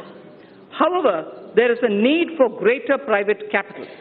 Accordingly, it is proposed to sell the balance holding of Government of India's IDBI Bank to private, retail and institutional investors through the stock exchange. There is a need, sir, to take further steps to bring in transparency and greater professionalism in public sector banks. The government will take appropriate measures towards this end. Sir, to help easy mobility while in jobs, we wish to infuse into the universal pension coverage with auto-enrollment. Also, we wish to place such mechanisms which can enable interoperability and provide safeguards for the accumulated corpus. Regulating role of PFRDAI, which is the pension regulatory body, requires strengthening. Necessary amendments would be carried out in Pension Fund Regulatory Development Authority of India Act that will also facilitate separation of NPS trust for government employees from the PFRDAI. This would also enable establishment of a pension trust by the employees other than from the government. I am confident that this will motivate citizens to plan for their old age. So this section, which I will now speak, will relate to the MSMEs. MSMEs are vital to keep the wheels of our economy moving. They also create jobs, innovate, and also risk takers, and they are risk takers. Several measures for the MSMEs have been taken in the past few years. There are more steps proposed in this budget also. I propose to make necessary amendments to the Factor Regulation Act 2011. This will enable NBFCs to extend invoice financing to the MSMEs through TREDS, thereby enhancing the economic and financial sustainability. Working capital credit remains a major issue for the MSMEs. It is proposed to introduce a scheme to provide subordinate debt for entrepreneurs of MSMEs. This subordinate debt to be provided by banks would count as quasi-equity and would be fully guaranteed through the Credit Guarantee Trust for medium and small entrepreneurs. The corpus of the CGT MSC would accordingly be augmented by the government. More than 5 lakh MSMEs have benefited from restructuring of debt permitted by RBI in the last year. The restructuring window was to end on 31st March 2020. Government has asked RBI to consider extending this window till 31st March 2021, one more year, so that whoever wants, they can go and approach. An app-based invoice financing loans product will be launched. This will obviate the problem of delayed payments and consequential cash flow mismatches for the MSME. Many mid-sized companies are successful domestically, but not in export markets. For selected sectors such as pharmaceuticals, auto components and others, we propose to extend hand-holding support for technology upgradations, R&D, business strategy planning, and so on. A scheme of 1,000 crore rupees will be anchored in the Exim Bank together with the SIDBI. Both these institutions would contribute 50 crores each. This 100 crore would be achieved towards equity and technical assistance. Debt funding of 900 crores from banks would be made available. Sir, financial markets. I would like to give a few of the major steps and initiatives being taken by the government for the financial markets. Last year in my budget speech, sir, I had mentioned about deepening the bond markets. To achieve the aspirational growth rate, we would require flow of capital in our financial system.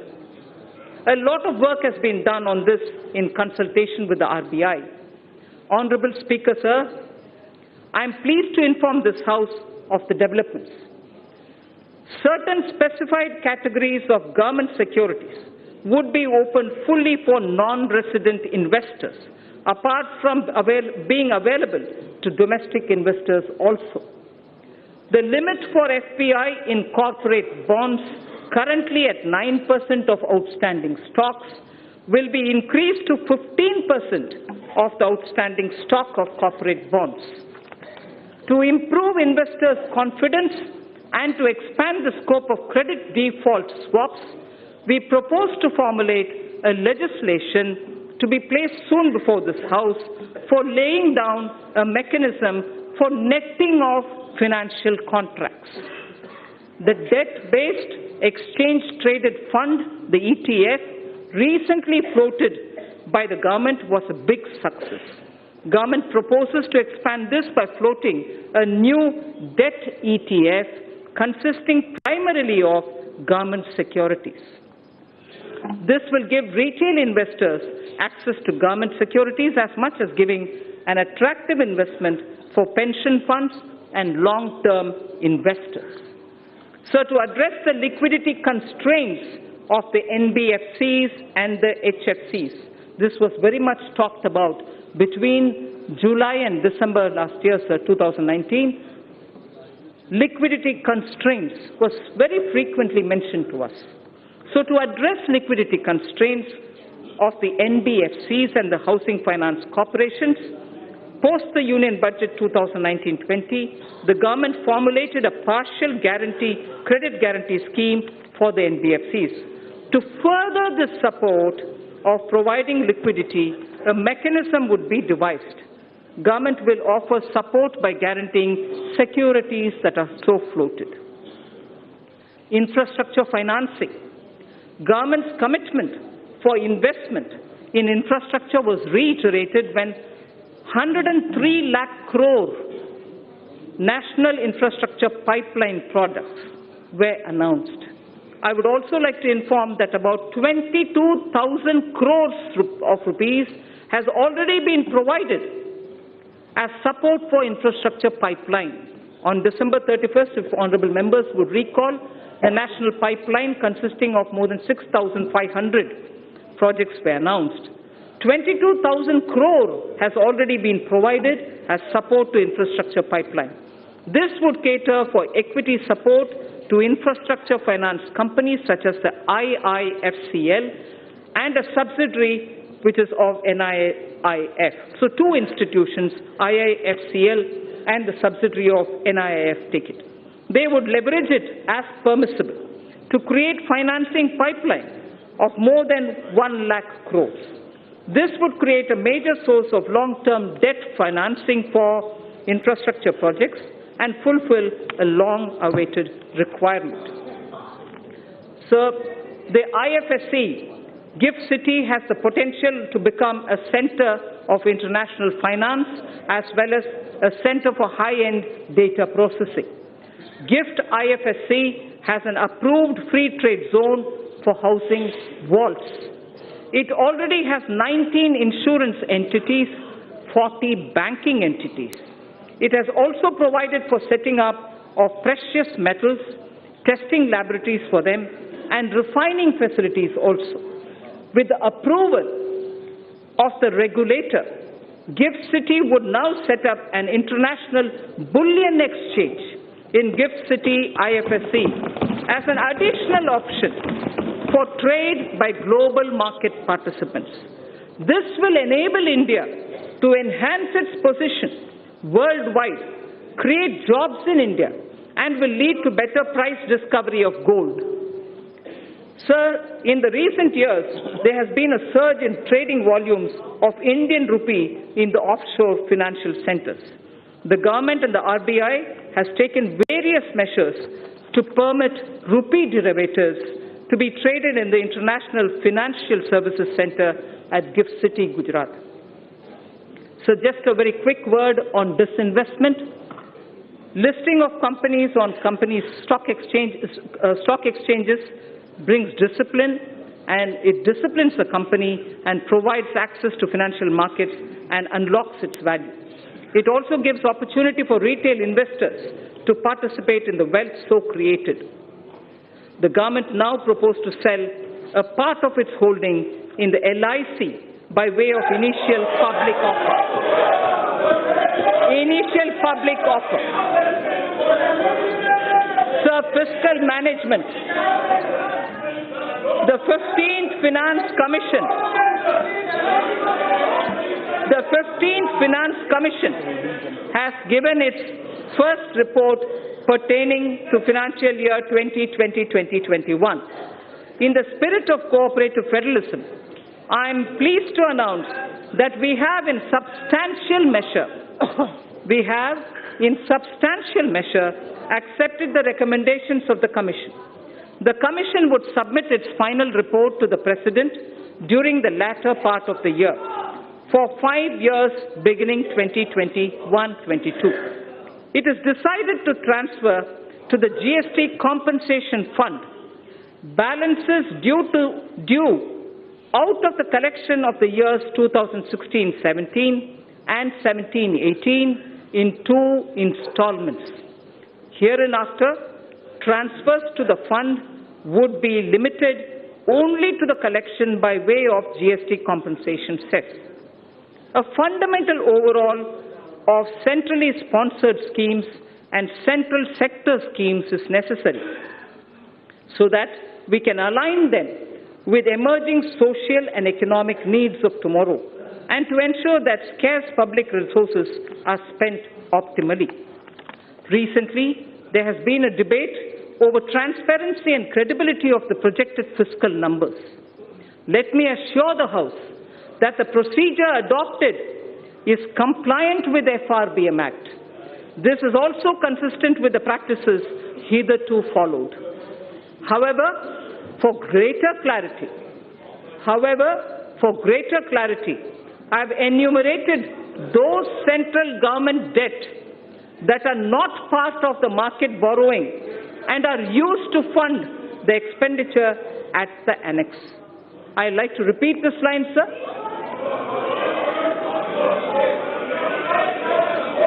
I'd like to repeat this line, sir. For greater clarity, I have enumerated those central government debts that are not part of market borrowing and are used to fund the expenditure at the annex. Servicing of interest and repayment of these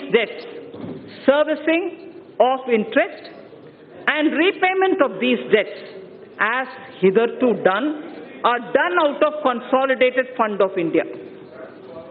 So now I come to some numbers. Revised estimates of expenditure for the financial year 2019-20 are at a level of 26.99 lakh crores and the receipts are estimated at 19.32 lakh crores. We have estimated nominal growth of GDP for the year 2020-21 on the basis of trends available at 10%. Accordingly,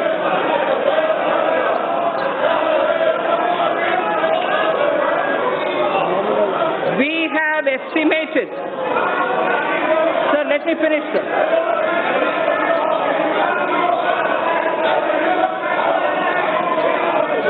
So we have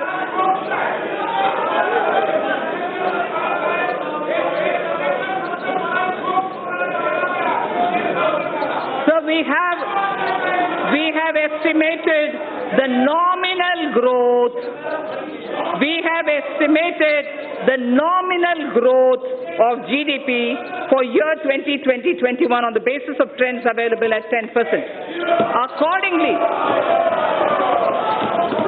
Accordingly, receipts for the year 2020-21 are estimated at 22.46 lakh crores.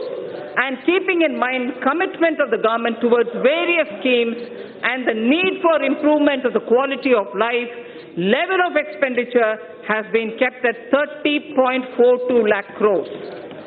Sir, during the year, government has unfailingly worked towards keeping up capital expenditure. Actually, there is substantial enhancement. All the flagship schemes of the government have been fully provided for. Details may be seen in the annexes to the printed copy of my speech. Every budget must appropriately address the issue of fiscal deficit. Every budget must appropriately address the issue of fiscal deficit. Recently, government has undertaken very significant tax reforms for boosting investment. However, expected tax buoyancy will take time. We estimate a fiscal deficit of 3.8% in RE 2019-20 and 3.5% for BE 2020-2021. This estimation is consistent with the government's abiding commitment to macroeconomic stability, and it comprises of A, 3.3 for year 2019-20 and 3 for the 2020-2021 budget estimate, and B, Section 4.2 of the FRBM Act, which provides for a trigger mechanism for a deviation from the estimated fiscal deficit on account of structural reforms in the economy with unanticipated fiscal implications. Therefore, I have taken a deviation of 0.5% consistent with the Section 4.3 of the FRBM Act, both for RE 2019-20 and BE 2020-21. Accordingly, the return path is being laid before the Parliament as a part of the medium-term fiscal policy cum strategy statement. This fiscal path commits us to the path of fiscal consolidation without compromising the needs of investment out of public funds.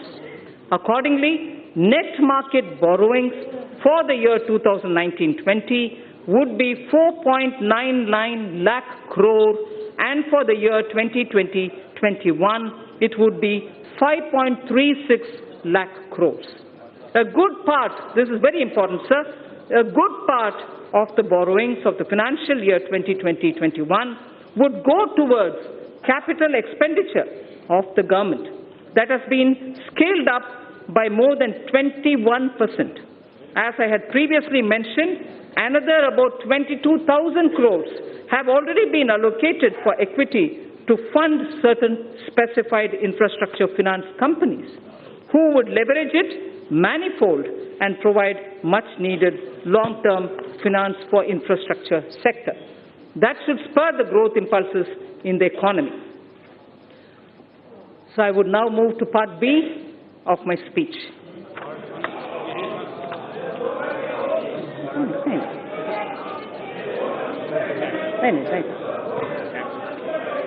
Direct tax.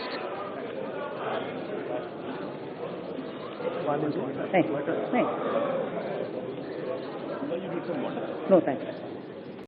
Sir, part B of my speech starts with direct tax, sir. Honorable Speaker, sir, our government has spearheaded radical fiscal measures to ensure that Indian economy continues to tread the path of high growth. There are times when countries are competing with each other like never before to become the most attractive destination for doing business. Therefore, to make sure that India stays globally competitive and a favored destination for investment, we took a bold historic decision of reducing the corporate tax rate for new companies in the manufacturing sector to an unprecedented level of 15%. Similarly, for the existing companies, the rate has also been brought down to 22%, which is the lowest in the world now. This will enable companies to expand their businesses and make fresh investments in the coming future. Though we will have loss of substantial revenue due to these measures in the short run, I'm certain that our economy will reap huge returns on this score in due course. So one quick verse from Raghuvamsa, written by Kalidasa.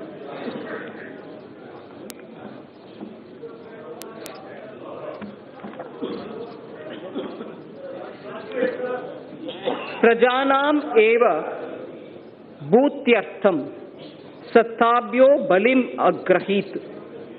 Prajanam eva bhutyartham satabhyo balim agrahit. Sahasra gunam utsrashtam adatte hi rasam ravihi. Surya, the sun, collects vapor from little drops of water. He collects only from little drops of water. So does the king. They give back copiously. They collect these from the people only for their well-being. So the collection of taxes or the vapor from the water drops are only from small trickles, but they all go back to the people manifold. So the purpose of taxation and also the way in which it is done has been voiced even then. And this, in Raghuvamsa, refers to the Purvaja or the elders belonging to Ikshvaku dynasty, father of Ayodhyapati Rama, Dilipa, grandfather. It refers to Dilipa, the king. So in continuation of the reform measures already taken so far, the tax proposals in this budget will introduce further reforms to stimulate growth, simplify tax structure, bring ease of compliance, and reduce litigation. Personal income tax and simplification of taxation. So in the interim budget of 2019, our government exempted individuals having income up to 5 lakh of rupees from paying any income tax.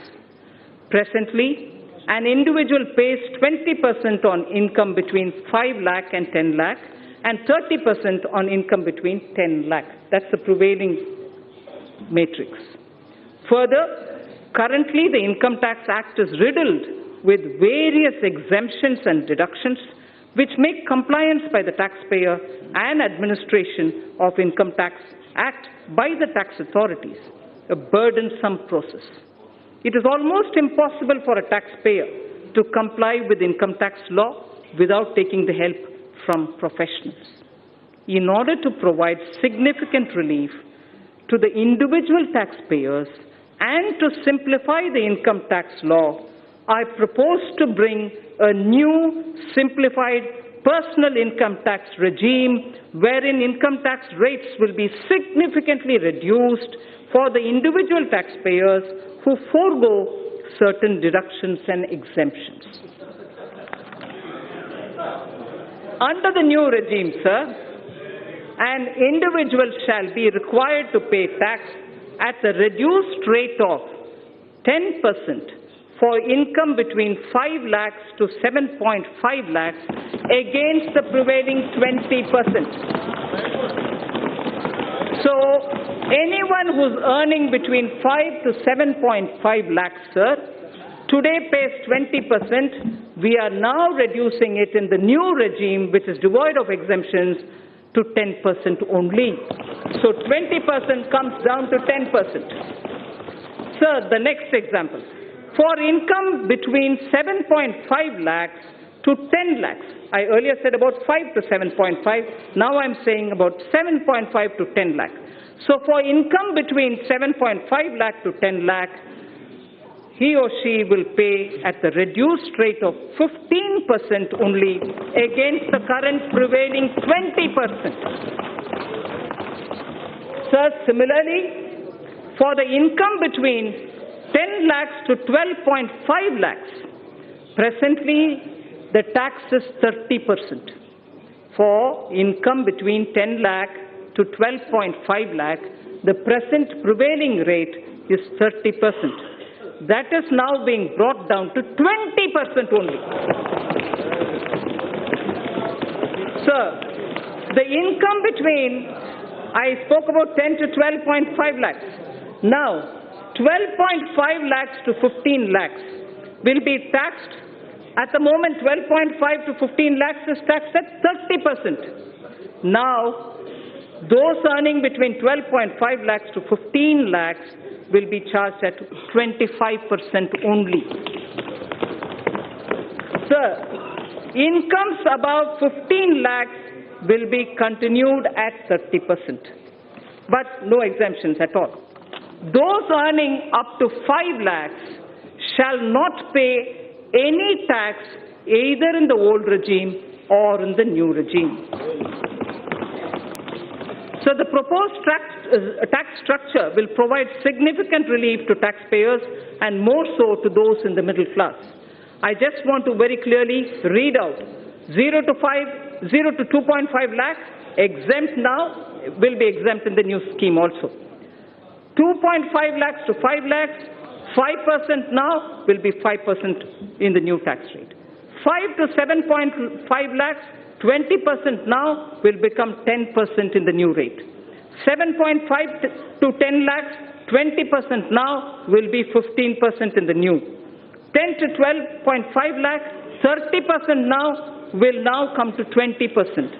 12.5 to 15 lakhs, 30% now, 25% in the new rate. Above 15 continues at 30%. In the new tax regime, sir, substantial tax benefit will accrue to a taxpayer depending upon the exemptions and deductions claimed by him. For example, just to make it clear, for example, a person earning 15 lakh of rupees in a year and not availing any deductions whatsoever will pay 1,95,000 as compared to 2,73,000 that is paying now in the old regime. So his tax burden shall be reduced by 78,000 rupees. That will be the reduction in the tax that he has to otherwise pay. Then this is the example of somebody who earns 15 lakhs. He would still be a gainer. He would still be a gainer in the new regime even if he was taking deduction of 1.5 lakh under various sections of Chapter 6A of the Income Tax Act under the old regime. The new tax regime, sir, shall be optional for taxpayers, so there's no compulsion. Those who want to be in the old regime can continue to be in the old regime, in the old rates, in the whole sets of exemptions and deductions. But those who wish to come into the new are welcome to come into the new. An individual who is currently availing more deductions and exemptions under the Income Tax Act may choose to avail them and continue to pay the tax in the old regime. A new personal tax income tax rates will entail estimated revenue foregone of 40,000 crores per year. We have also initiated measures to pre-fill income tax return so that an individual who opts for the new regime would need no assistance from an expert to file his return and pay income tax. Sir, I will have to put this observation here. In order to simplify income tax system, I have reviewed all the exemptions and deductions which got incorporated in the income tax legislation over the past several decades. In fact, I have that list with me, sir. Somewhere. I have reviewed all the exemptions and deductions which got incorporated in the income tax legislation over the past several decades. It was surprising to know that currently more than 100 exemptions and deductions of different nature are provided in the Income Tax Act. No wonder the code is like this, the book. I have removed around 70 of them. I have removed around 70 of them in the new simplified regime. We will review and rationalize the remaining exemptions and deductions in the coming years, with a view to further simplifying the tax system and lowering tax rates. Sir, the Dividend Distribution Tax. Currently, companies are required to pay Dividend Distribution Tax on the dividend paid to its shareholders at the rate of 15% plus applicable surcharge and cess, in addition to the tax payable by the company on its profits. It has been argued that the system of levying DDT results in increase in tax burden for investors, and especially those who are liable to pay tax less than the rate of DDT if the dividend income is included in their income. Further, non-availability of credit of DDT to most of the foreign investors in their home country results in reduction of rate of return on equity capital for them. In order to increase the attractiveness of the Indian equity market and to provide relief to a large class of investors, I propose to remove the DDT and adopt the classical system of dividend distribution tax, under which companies would not be required to pay DDT. The dividend shall be taxed only in the hands of the recipients at their applicable rates. Further, in order to remove the cascading effect, I also propose to allow deduction for the dividend received by holding company from its subsidiary. The removal of DDT will lead to estimated annual revenue foregone of 25,000 crores. This is another bold move, sir, which will further make India an attractive destination for investment. Sir, concessional rate for electricity generation companies.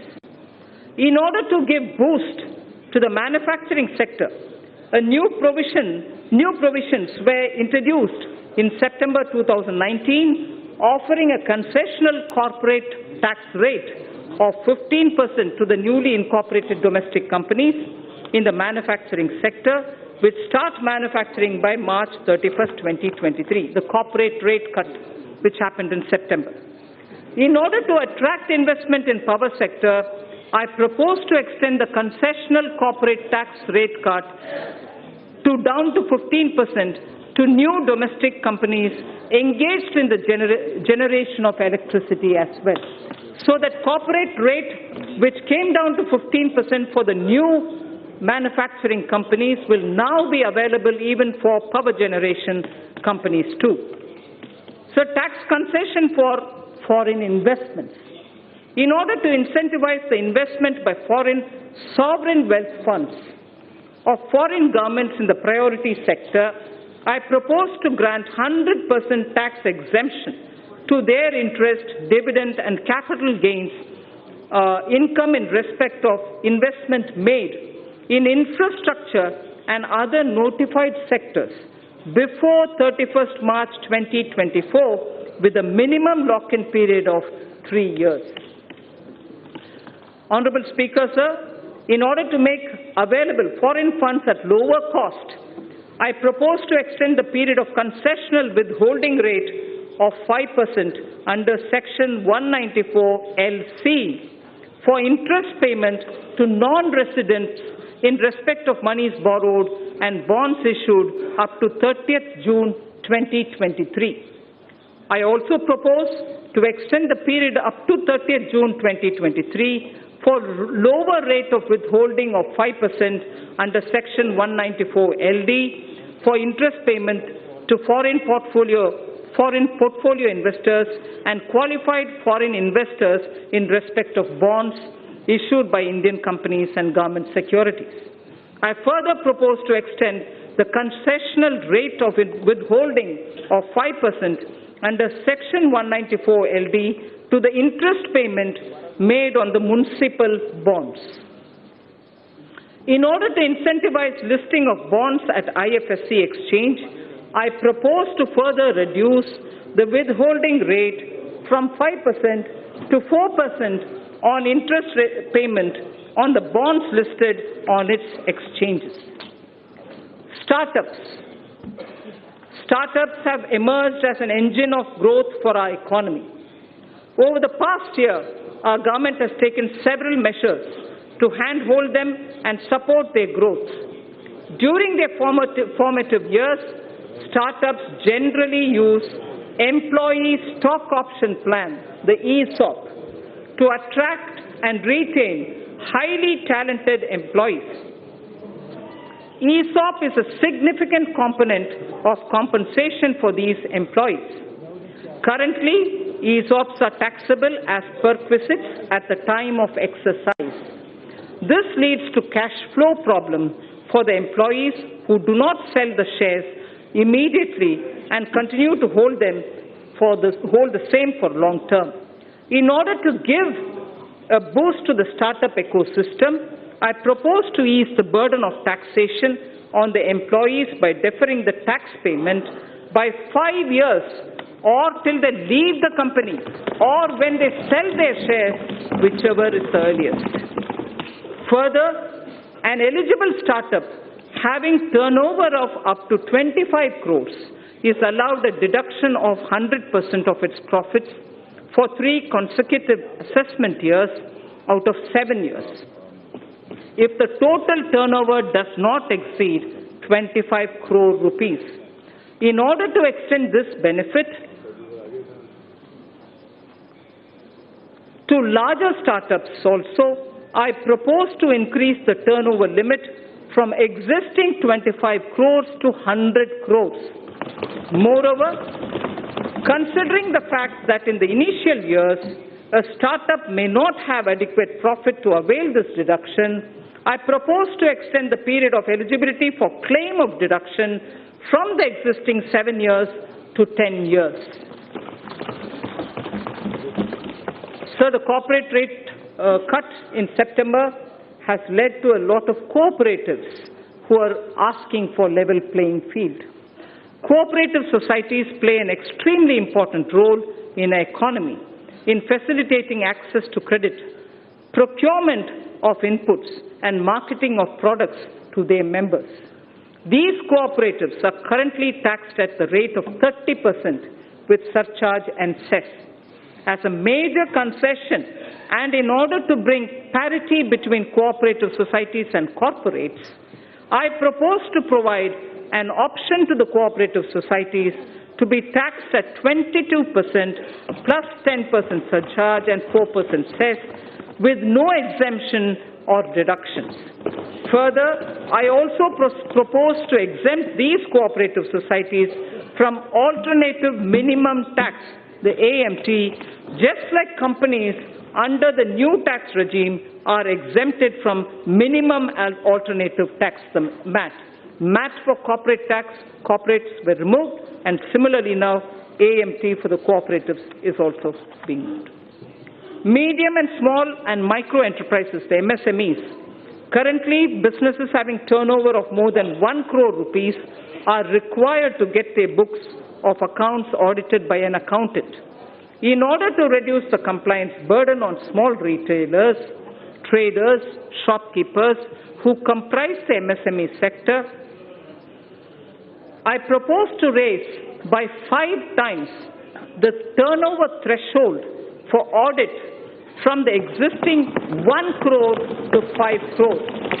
So up to 5 crore, there wouldn't be a requirement for auditing of their accounts. Further, in order to boost less cash economy, I propose that the increased limit shall apply only to those businesses which carry out less than 5% of their businesses and business transactions in cash. So we wish to move to greater digitization. Affordable housing. For realization of the goal of housing for all and affordable housing, in the last budget, I had announced an additional deduction of up to 1,50,000 rupees for interest paid on loans taken for the purchase of an affordable house. the deduction was allowed on housing loans sanctioned on or before 31st March 2020.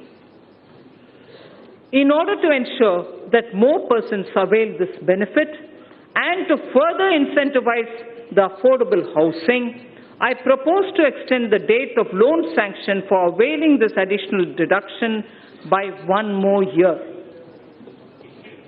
Further, in order to boost the supply of affordable houses in the country, a tax holiday is provided on the profits earned by developers of affordable housing projects approved by 31st March 2020.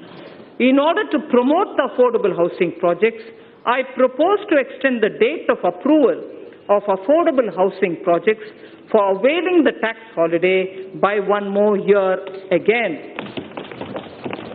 I propose to extend the date of approval of affordable housing projects for availing this tax holiday by 1 more year. Sir, next is the concession to real estate transactions. Currently, while taxing income from capital gains, business profits, and other sources in respect of transactions in real estate, if the consideration value is less than the circle rate by more than 5%, the difference is counted as income both in the hands of the purchaser and the seller. In order to minimize hardship in the real estate transaction and provide relief to the sector, I propose to increase the limit from 5% to 10%. Charity institutions. Acknowledging the important role played by the charitable institutions in the society, the income of these institutions is fully exempt from taxation. Further, donations made to these institutions are also allowed as deduction in computing taxable income of the donor. Currently, a taxpayer is required to fill the complete details of the in the donation done in the income tax return for availing deduction. In order to ease the process of claiming deduction for donation, it is proposed to pre-fill the donee's information in taxpayer's return on the basis of information of donations furnished by the donee. This would result in hassle-free claim of deduction for the donation made by the taxpayer. Further, in order to claim the tax exemption, the charity institution had to be registered with the income tax department. In the past, the process of the registration was completely manual and scattered all over the country. In order to simplify the compliance for the new and existing charity institutions, I propose to make the process of registration completely electronic, under which a unique registration number shall be issued to all new and existing charity institutions. To facilitate the registration of the new charity institution, which is yet to start their charitable activities, I propose to allow them provisional registration of 3 years. Faceless appeals. Our government is committed to bringing in transformational changes so that maximum governance is provided with minimum government. In order to impart greater efficiency, transparency, and accountability to the assessment process, a new faceless assessment scheme has already been introduced. Currently, most of the functions of the income tax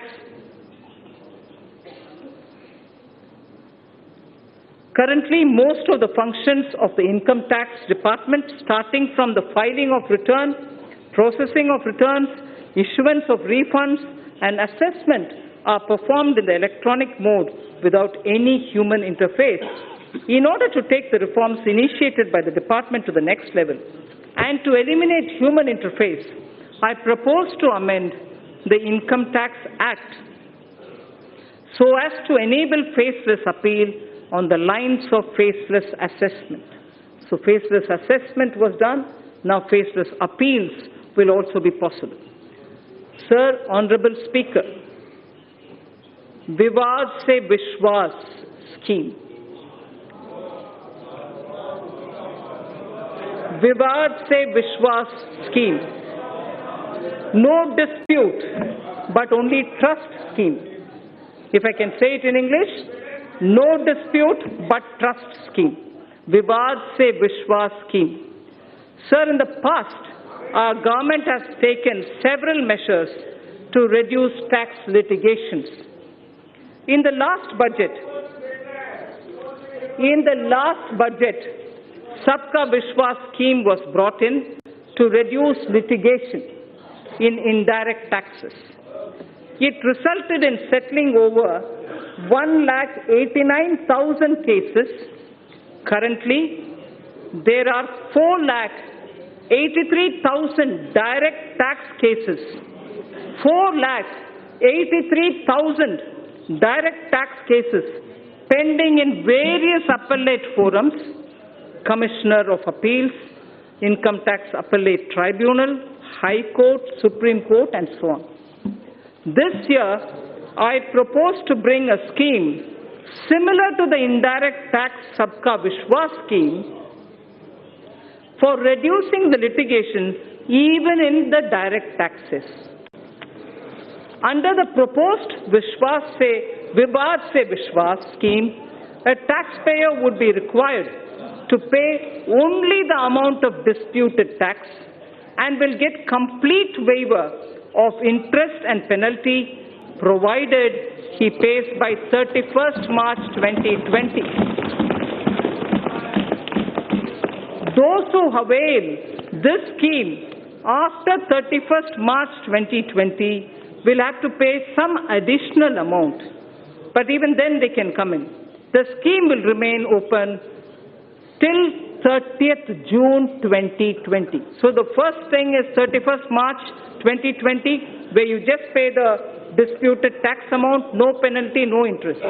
In case you don't do it before that, you move over to 30th June, but where you pay some additional amount. Taxpayers in whose cases appeals are pending at any level can benefit from this scheme. I hope that taxpayers will make use of this opportunity to get relief from vexatious litigation process. So, losses of merged banks. As part of consolidation of the financial sector, our government has brought out schemes for merger and amalgamation of public sector banks in order to ensure that amalgamated entities are able to take the benefit of unabsorbed losses and depreciation of the amalgamated entities.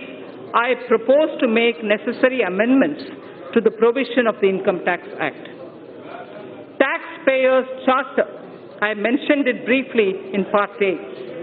Any tax system requires trust between taxpayers and the administration. This will be possible only when taxpayers' rights are clearly enumerated. Towards this end, and with the objective of enhancing the efficiency of delivery system of the Income Tax Department, I propose to amend the provisions of the Income Tax Act to mandate the Central Board of Direct Taxes, CBDT, to adopt a taxpayer's charter. The details of the contents of the charter will be notified soon. Instant PAN through Aadhaar. In the last budget, I had introduced the interchangeability of PAN and Aadhaar, for which necessary rules were already notified. In order to further ease the process of allotment of PAN, soon we will launch a system under which PAN shall be instantly allotted online on the basis of Aadhaar without any requirement for filling up of detailed application form. Sir, our government brought in the GST as a historic reform of the indirect taxes in 2017. We also took a path-breaking step of simplifying and rationalizing corporate tax in September 2019. More importantly, we offered a rate of corporate tax which perhaps is the lowest in the world. Continuing on this path, we have now put the personal income tax at its lowest ever rate and totally removed the DDT at the company's hands. Further, the direct taxes are now the lowest, simplest, and the smoothest.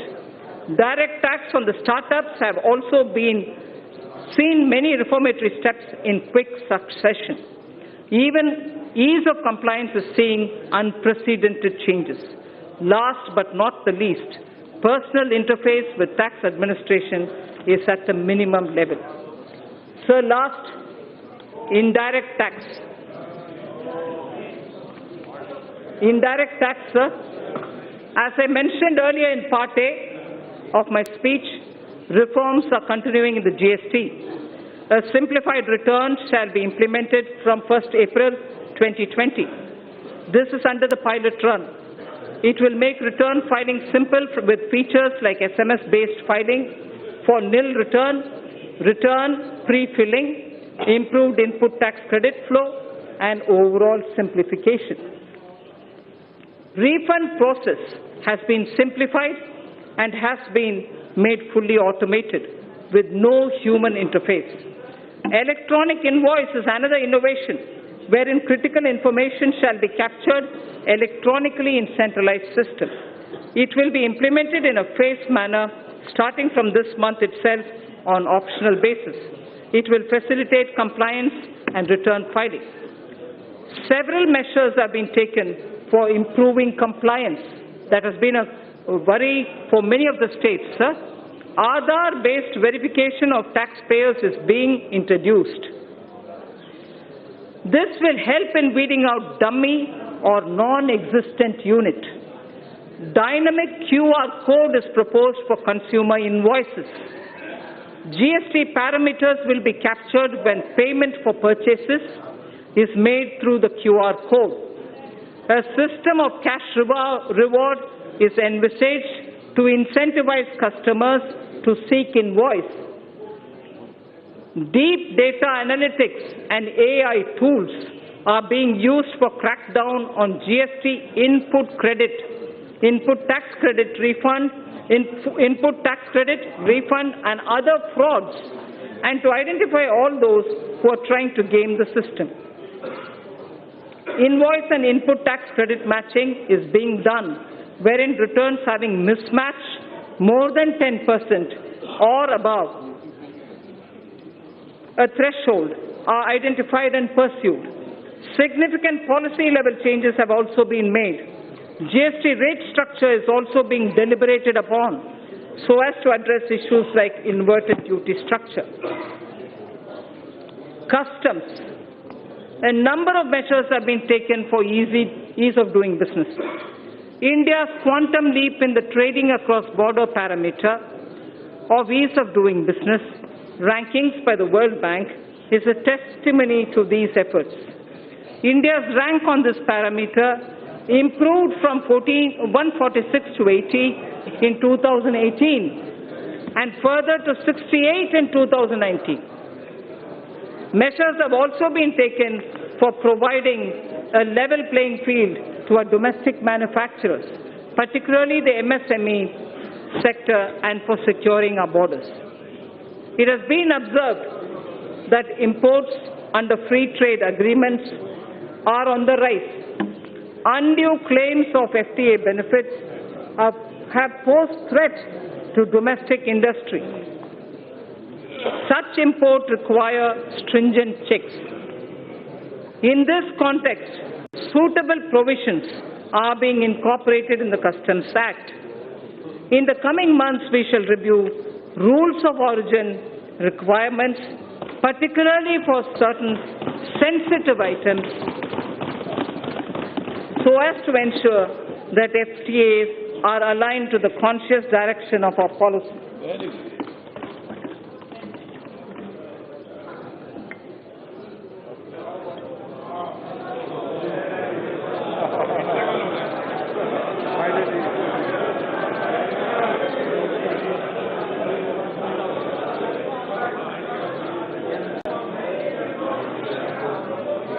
Speaker, sir, we are also strengthening provisions relating to safeguard duties, which are applied when surge in imports causes serious injury to domestic industry. Amended provisions shall enable regulating such surge in imports in a systematic way. The provisions for checking dumping of goods and imports of subsidized goods are also being strengthened for ensuring level playing field for domestic industry. These changes are in line with international best practices. Exemptions from customs duty have been given in the public interest from time to time. However, a number of these have outlived their utility or have become outdated. On review, certain exemptions are being withdrawn. Remaining customs duty exemptions shall be comprehensively reviewed by September 2020 for taking a view on their relevance. I propose to crowdsource suggestions for such reviews. Suggestions would also be invited in respect of the customs laws and procedures for aligning them with the needs of changing times. Sorry.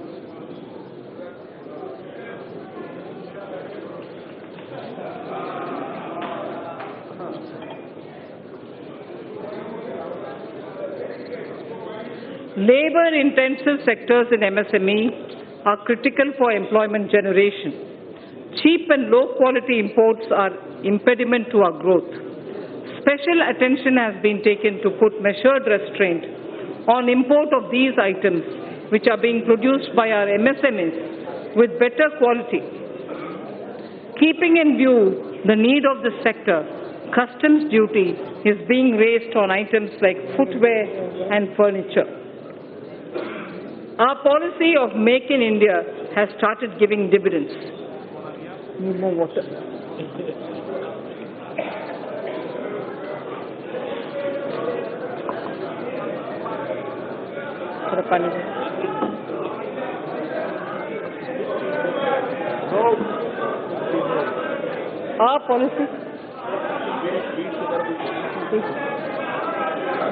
Our policy of Make in India has started giving dividends.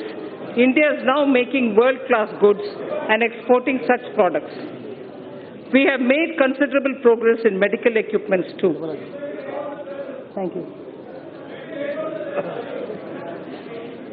We have made considerable progress in medical equipment too. Till a few weeks back, we were dependent on imports for medical equipment. Now, not only we are manufacturing medical equipment, but also exporting them in large quantities. This sector deserves further fillip.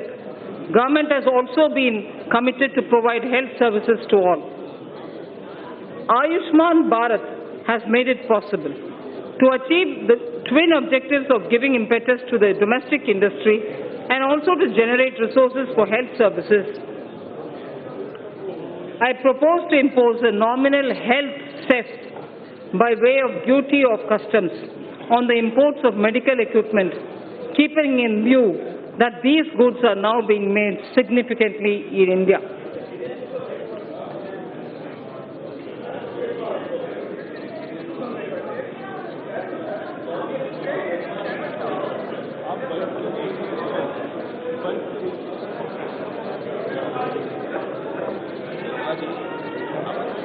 I'm finished.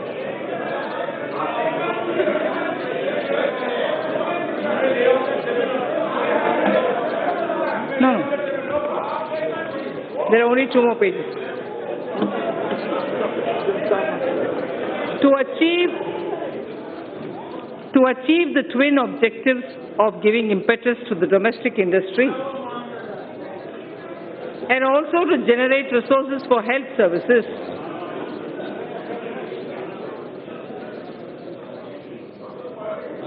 I propose to impose a nominal health cess.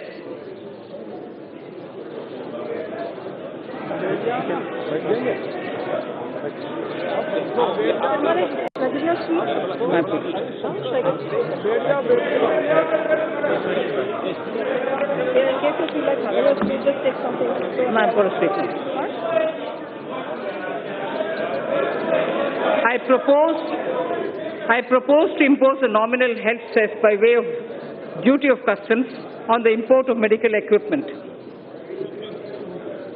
Keeping in view that these goods are now being made significantly in India. The proceeds of this cess shall be used for creating infrastructure. So I think I will lay the rest of the pages, sir. Please consider as read. Thank you.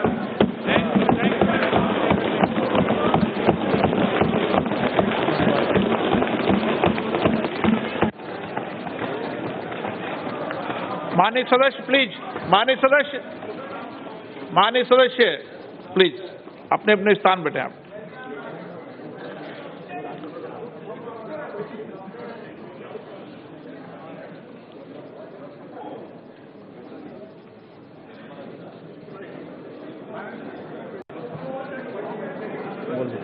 Item number 3 Shrimati Nirmala Sitharaman ji statement सभा पटल पर minister white இது Otto நிறுவனத்தின் நேர்த்தியான தயாரிப்பு